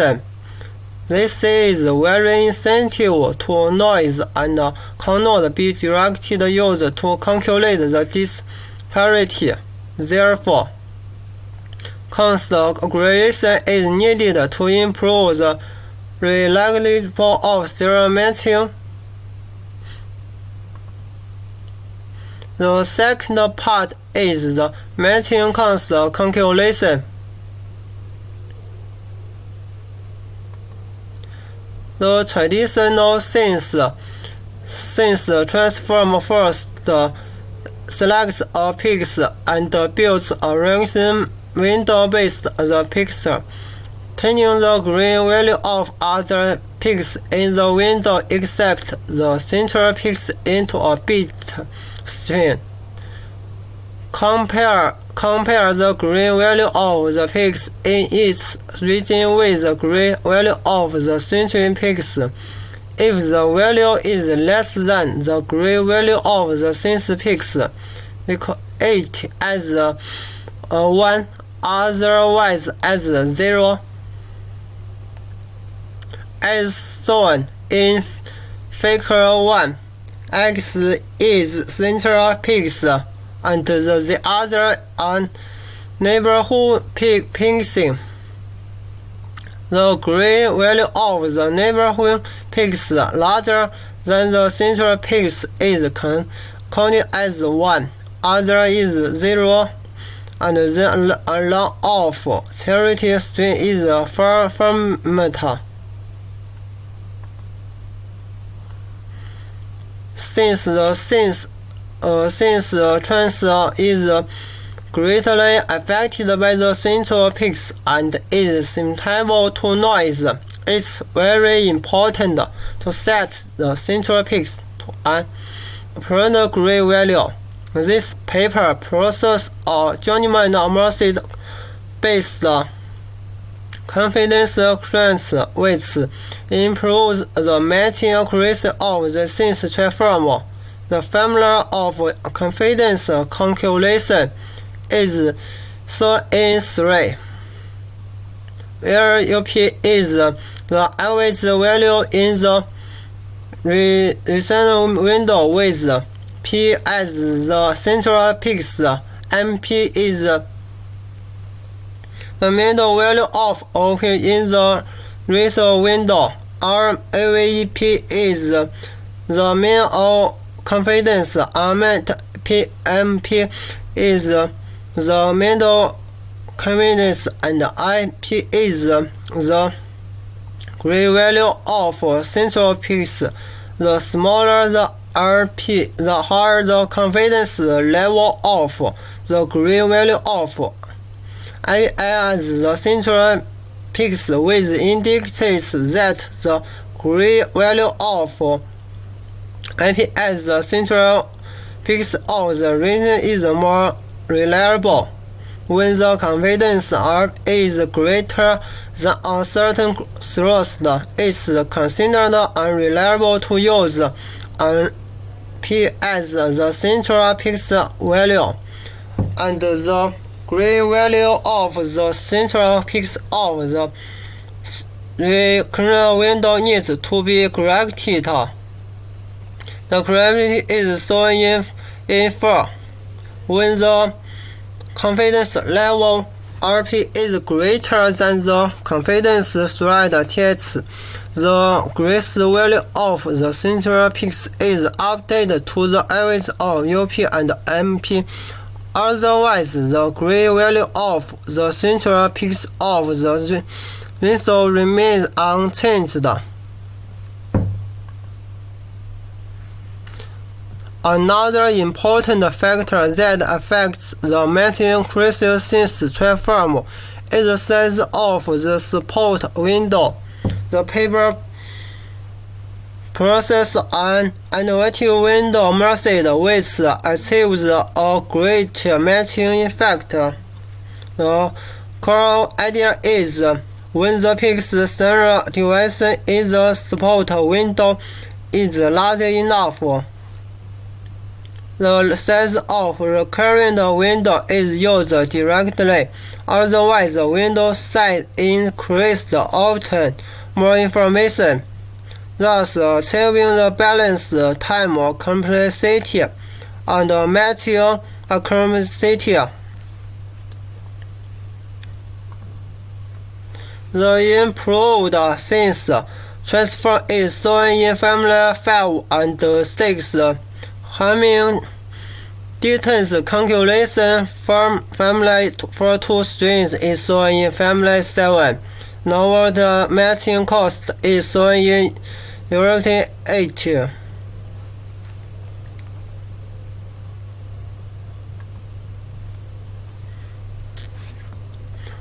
Traditional GIAD only considers the greater value in the x direction, which leads to the limited improvement in the matching accuracy of weak texture regions. In this regard, this paper process an improved GIAD accuracy.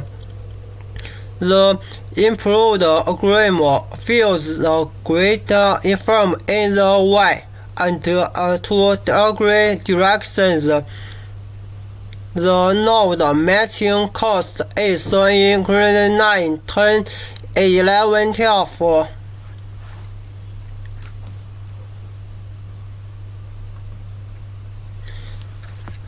In order to achieve the computation advantage of the two machine functions, the two machine functions are weighted and fused as shown in family 13. The two matching costs are weighted and merged to form the final matching cost.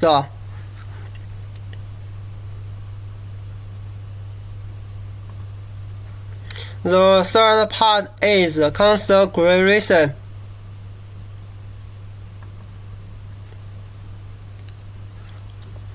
The essence of configuration is filtering, which is used to filter out the noise introduced in the matching constant calculation. Among all the methods of configuration, guided filtering is an excellent one. The linear method of filtering is AK and BK can be obtained by memory 11. The series of 11 can be obtained by the least square method. The results are shown in family 12 and 13.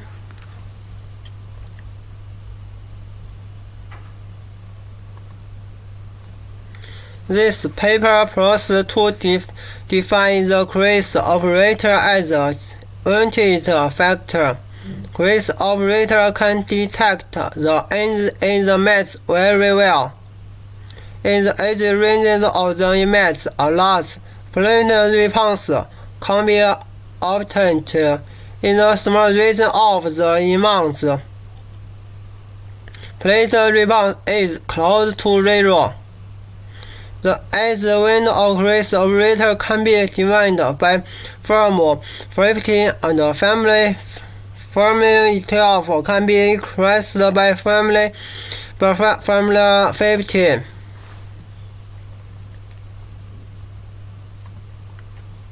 The fifth part is differential calculation.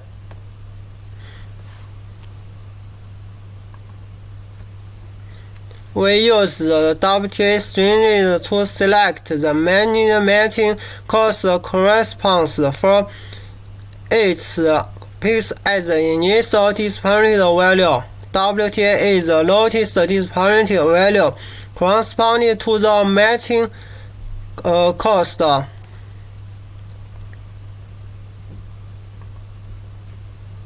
The fifth part is disparity refinement.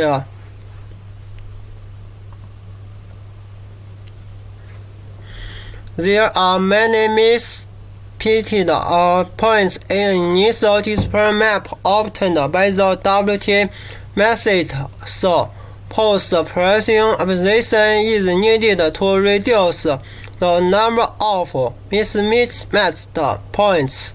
Post-processing optimization methods mainly include left and right synchronization detection. Organization process are oriented mending filtering and several piece refinement. The method detecting mismatched points through left and right camera detection is shown in family 17 for its picks. The best sample piece iteration is shown in NOMA 8 and 18.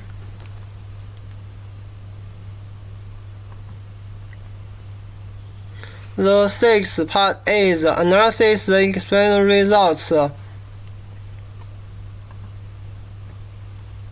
In order to evaluate the influence of the improved matching cost, this paper selects two cost functions to compare the process cost function. These two cost functions are AD加 AD, and AD is since the external maps are four sets of the matching match pairs.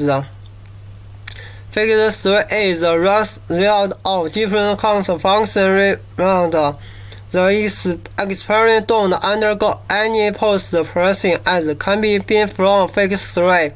Compared with matching cost SAJAD and AD since the process cost is so better. Matching in fact in for different pairs of serial matching in max.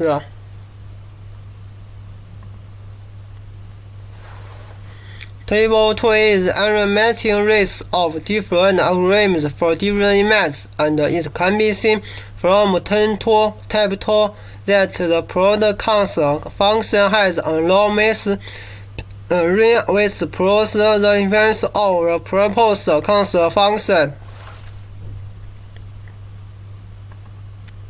In order to will the point-weighted ground filtering has an excellent effect in maintaining edge. The paper compare literal 15 with the post-weighted gated filter. The experiments are two sets of instrumentation images. Figure 4 shows the results of proposed weighted gate filter and literature 15 in two different serient matching image pairs. Figure 4 is the left wheel of the stereo mirror image pair. B is the right wheel of the stereo matching image pair. C is the real disparity map. D is the different map of literature 15. E is the different map of the post-window gate filter.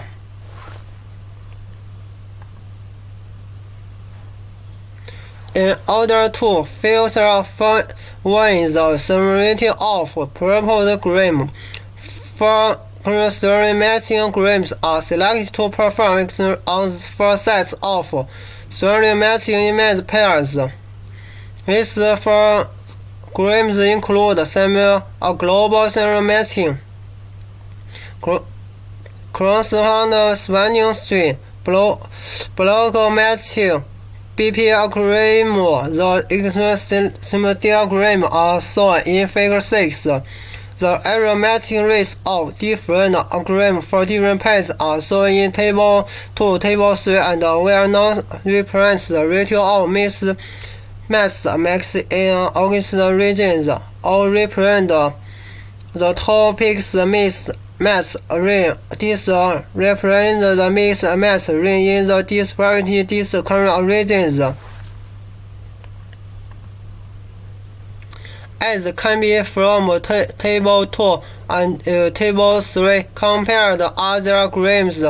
Proposed algorithm has better matching effect in multiple match regions. The algorithm proposed in the article has a low fail matching which shows the repeal of proposed algorithm.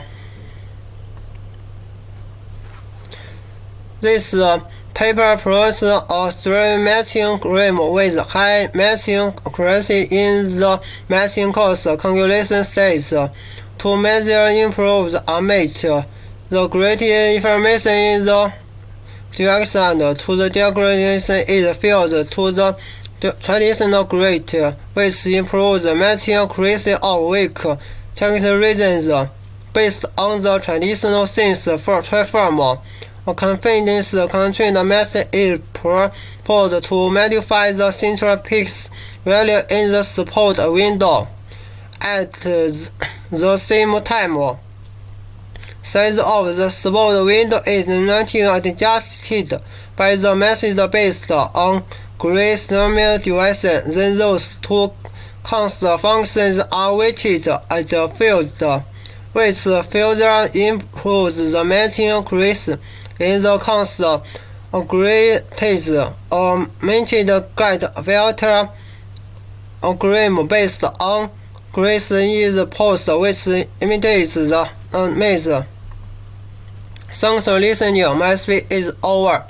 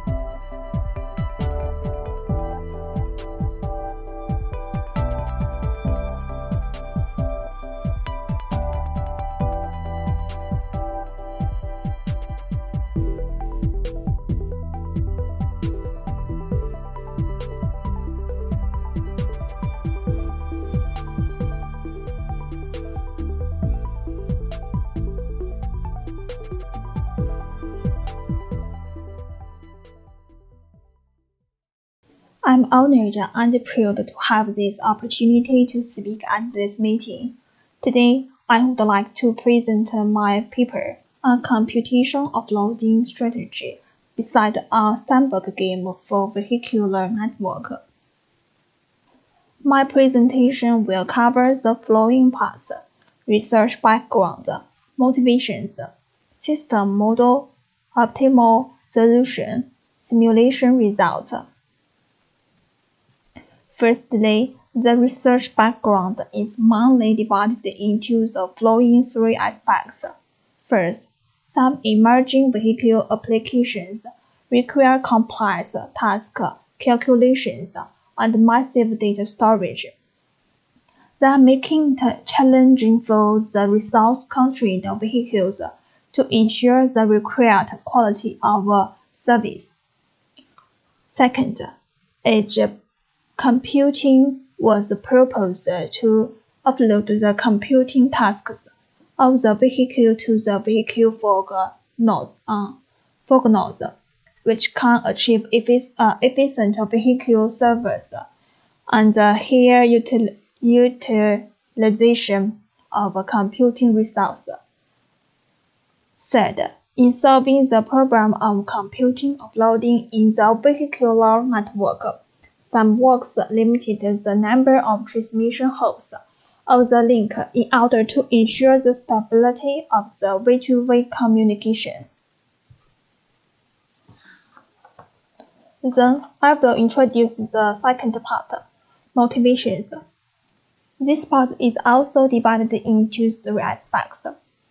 First, compared with the fixed location mobile edge servers, the offloading scheme in VCC has the advantage of infrastructure independence and economic efficiency. Second, every vehicle is rational. They all want to maximize their unity. The requesting vehicle wants to minimize the task execution cost, while the assigning vehicle wants to maximize the service revenue. Thus, the interaction between them is a typical Stackelberg game program. Third, although the method of limiting the number of transmission hops can ensure the stability of way-to-way link communication to a certain degree, but it's also easy to cause low utilization of computing resources in the network. In view of the above program, we model and analyze the computation offloading of onboard tasks. The system model includes the vehicular network model, data transmission model, and partial offloading model. This picture is a vehicular network model. On the observation road, there is an RSU, enables vehicles to access the network and sends the information to the vehicles. Unrequesting vehicles, and I'm assigning vehicles. BI is the ITH requesting vehicle. SG is a JTH assigning vehicle. Each requesting vehicle has a computing task, DI. DI is the set of input data. HI is the mapping between data set and CPU cycles.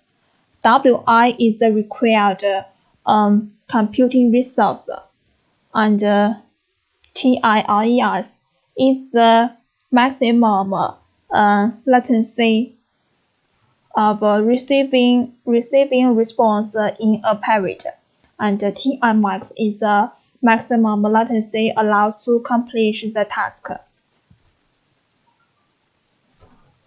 The picture is a data transmission model between vehicles. In particularly, we treat SG as agent for BI. SG can forward the request packet to LTH assigning vehicle and KTH hub. and can cooperate with other vehicles to execute the tasks. Since the network environment and situation of vehicle are relatively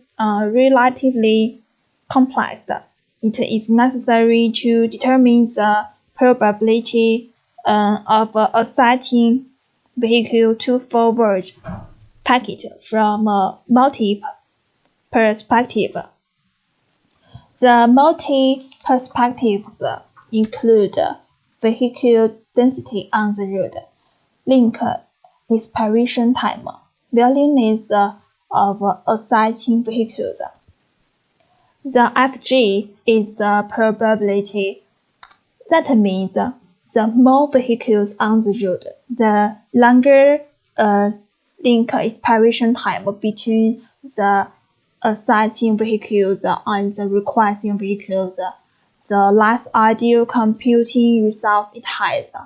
The probability is greater to forward the request packet. Then we summarize the potential offloading model. When subtask was processed locally, the local execution time can be expressed as this equation. QJKL is the total computing resource that can be provided by SG in combination with other vehicles. When subtasks are processed through Retrieval offloading, TIJ comp should include the transmission delay between BI and SG, and the maximum execution latency of subtasks on SG, and the maximum transmission latency between SG and other vehicles on each hop. Finally, the total latency of BI to execute the whole computing task is Ti.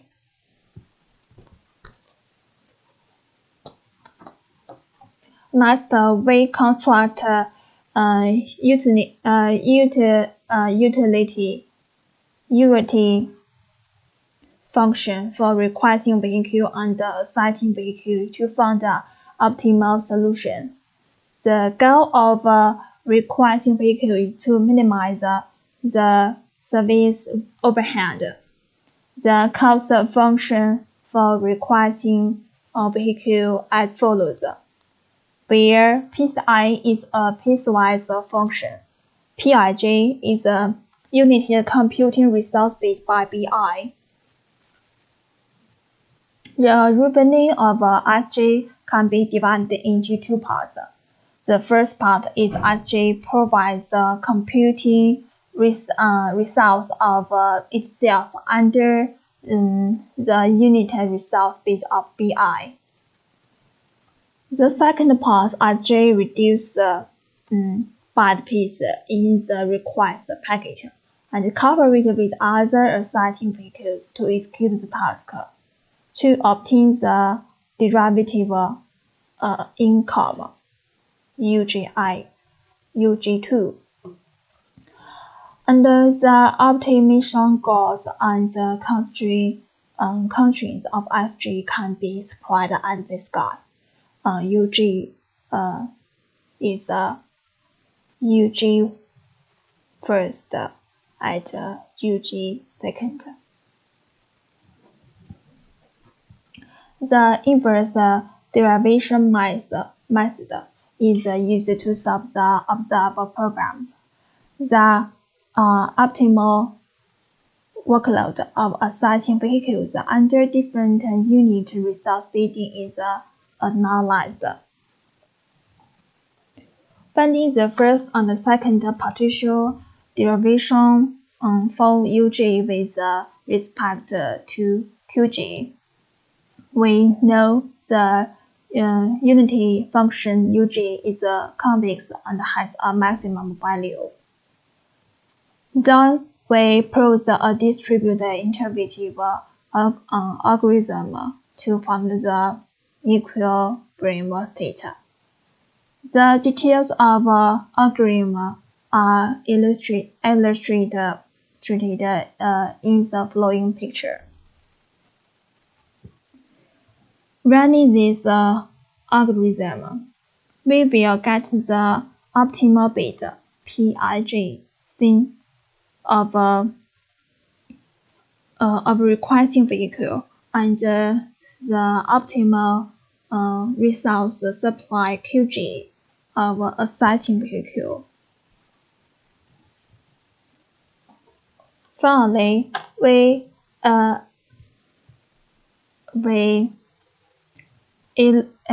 evaluate the performance of the proposed algorithm by simulation.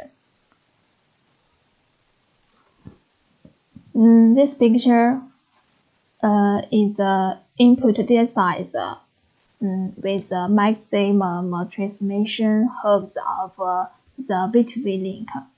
The transmission hopes of request link are not constant, although the data size of each requesting vehicle is the same. What causes is the randomness distribution of vehicles. Other observations show that the size of input data size increased the increase in transmission hopes. Observation this picture, it can be seen that the transmission hope increases with the load rate.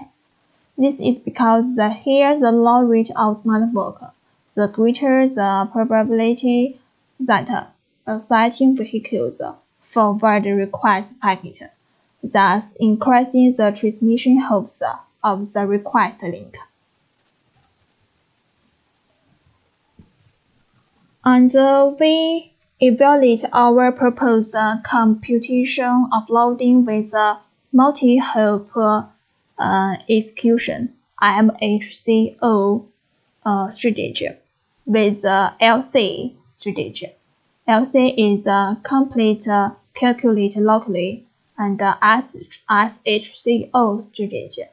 SHCO is a computation offloading with a single hop execution. Observe this picture. It can be obtained from the simulated data. Among the three computing offloading strategies, the task executing latency of SHCO and mmHCO is reduced by 15% and 27% respectively compared with LC. The picture shows that the utilization rate of computing resource in the network using mmHCO computing offloading strategy is greater than that of SHCO. Compared with the LC and SHCO, the mmHCO offloading strategy proposed in this paper can forward request packet spontaneously, which can effectively reduce the cost of the requesting vehicles. And observe this picture. We can observe that the task executing cost is positively correlated with the number of requesting vehicles.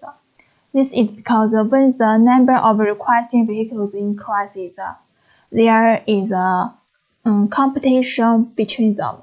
The requesting vehicle needs to increase the bit of unit resources to meet the offloading.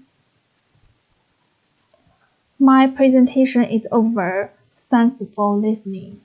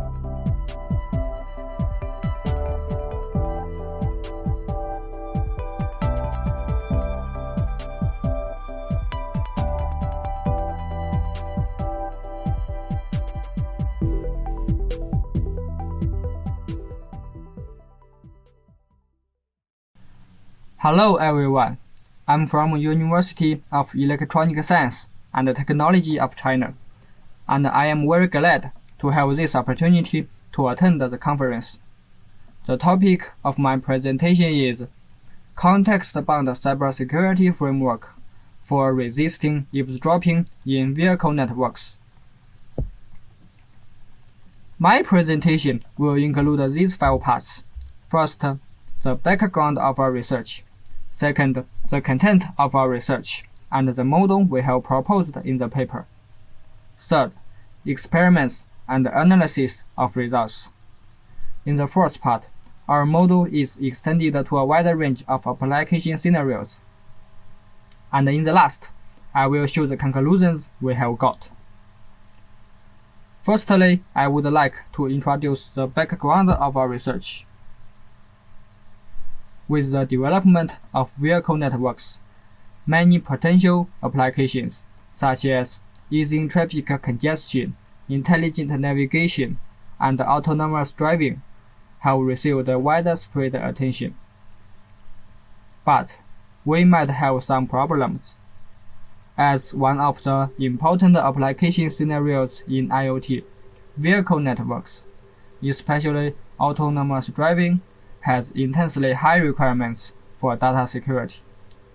However, autonomous vehicles take a wireless signal as the main access carrier, which makes the data transmission process face various threats of attack, such as channel monitoring, information content tampering, counterfeiting, man-in-the-middle forwarding, blocking, and replaying. Related technologies mainly protect data security by integrating various security cryptography algorithms into data distribution, routing, and storage procedures. However, with the development of quantum computers, traditional security cryptography methods, such as symmetric cryptography and asymmetric cryptography, are in danger of being cracked. Although post-quantum cryptography has the potential to resist quantum computer attacks, it requires a lot of computational overhead, which is arduous to apply in a vehicle network with limited computing power. Besides, from a mathematical point of view, most of the existing mainstream security cryptography methods are essentially based on computational complexity problems, and their effectiveness depends only on the privacy of the key. Once the key is cracked or compromised, the communication is no longer secure. Moreover, there are great key exposure risks in the process of key generation, distribution, and use due to the emergence of side-channel attacks and code boot attacks. Especially in the scenario of virtual car platens, many cars and devices are connected to the network, so that the distribution and management of keys are extremely challenging. In order to solve those security problems, we propose a context-bound cybersecurity framework for vehicle networking scenarios, which is inspired by the application of blockchain technology that chains records for immutable transactions. We consider the problem of encrypted communication in scenarios consists of 3 major components: roadside units, vehicles, and eavesdroppers. To simplify the presentation, we assume that the channel is error-free, reliable, and orderly. The main idea is shown in the right figure. The plaintext is represented as a sequence consists of xi. We also call xi as SAC unit, and the ciphertext is consisted of mi. The cybersecurity context is constructed by collecting various private random information, such as keys, shared by both parties. We call the context as sync anchor. A dynamic sequence consists of phi. Then we define a pair of efficient functions, f and g, to act as encoding and decoding functions. Thus, the communication can be carried out as normal. Due to the constant movement of vehicles and continuous interaction between them, the context is always changing, so it's extremely arduous for the eavesdropper to obtain the complete context.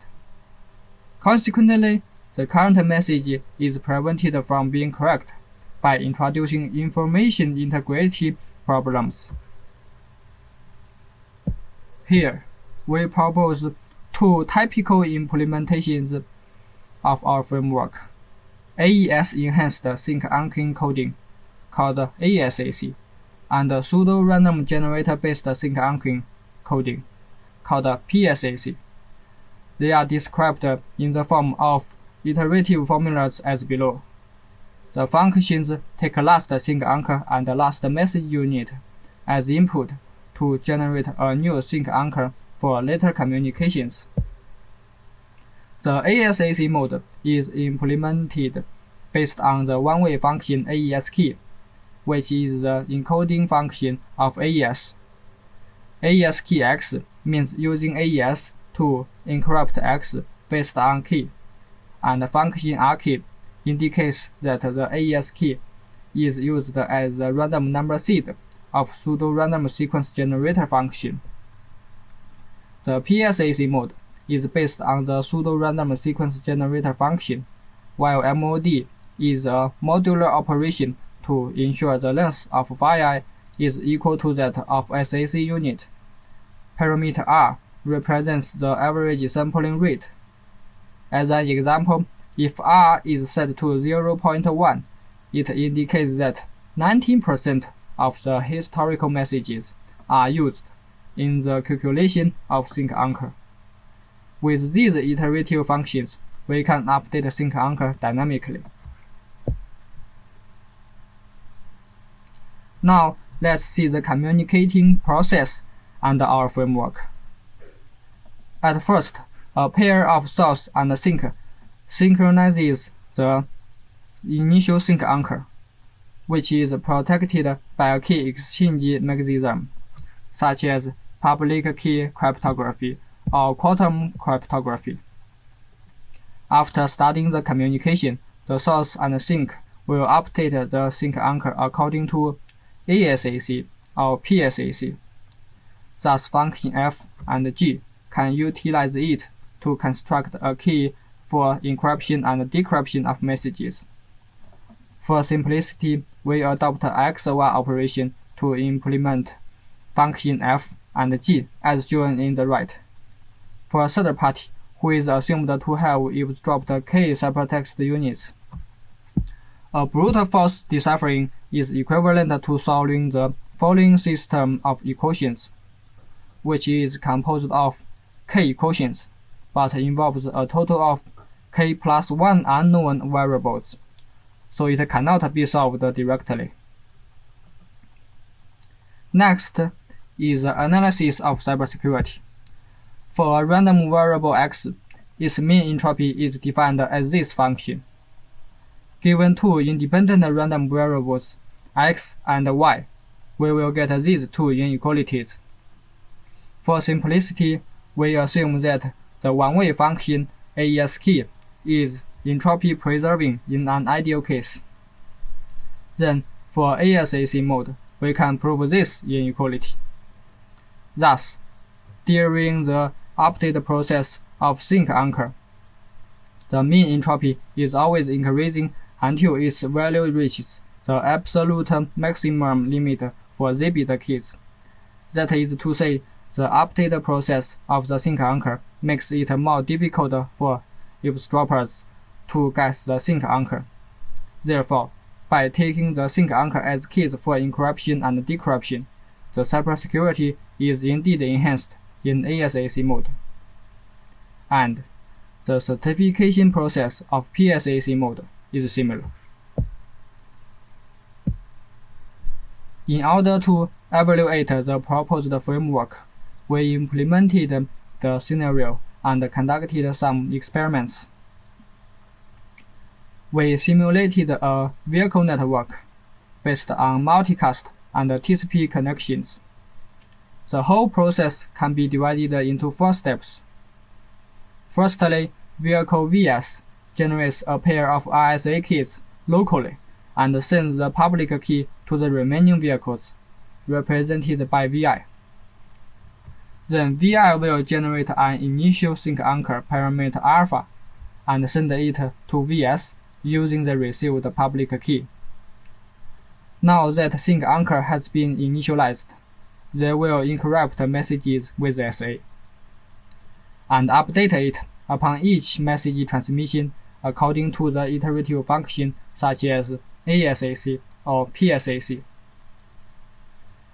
In order to study the statistical characteristics of the encrypted messages, we use linear sequence, constant sequence, and random sequence as plaintext and encrypt them in ASAC mode and PSAC mode, respectively. For comparison, we uniformly set the random number seed to 1, the binary length of the coding unit to 128, the average sampling rate to 0.1, and each sequence contains 1,000 coding units. It can be seen that, regardless of the type and the serial number of the ciphertext, the corresponding ciphertext is evenly distributed, reflecting outstanding statistical distribution characteristics. To test the randomness of ciphertext, we use a few different algorithms from the NIST public domain test suite to calculate the p-value of it, which is an index used to evaluate the randomness of bit sequence, and the sequence is considered to be random when p-value is greater than 0.01. Results in the table show that the ciphertext we obtained has a good performance in terms of randomness.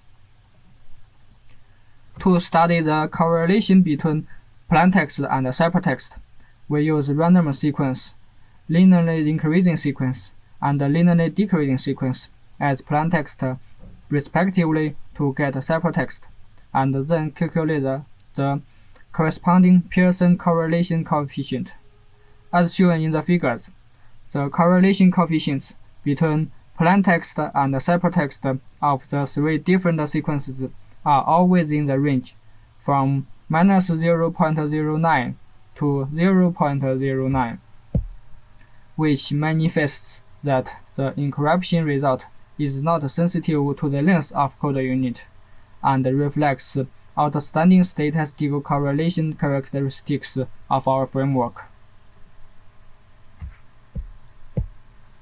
The first part, extensions. Although we use historical messages as an example, the method of constructing context is not limited to this. This figure shows some feasible extensions.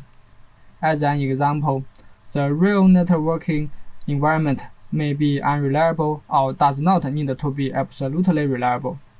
In this case, we can just replace last SAC unit with fixed value in ASAC mode or PSAC mode to get a weak mode of them, which can be applied to unreliable transmission environment. Besides, some reciprocal channel characteristics in the vehicle network also provide context information shared between the source and sink, thus can be utilized for our framework to get channel mode. The final part shows our conclusions. Firstly, we use a similar idea of blockchain to establish the context-bound cybersecurity framework, where the context is only shared between communication peers. Secondly, the ciphertext under our framework has outstanding randomness, statistical distribution characteristics, and statistical correlation characteristics. At last, our framework has the advantage of resisting attacks on the key, providing a way to resist upcoming quantum computer attacks. That's all for my presentation. If you have any question, please feel free to contact me. That's all. Thank you.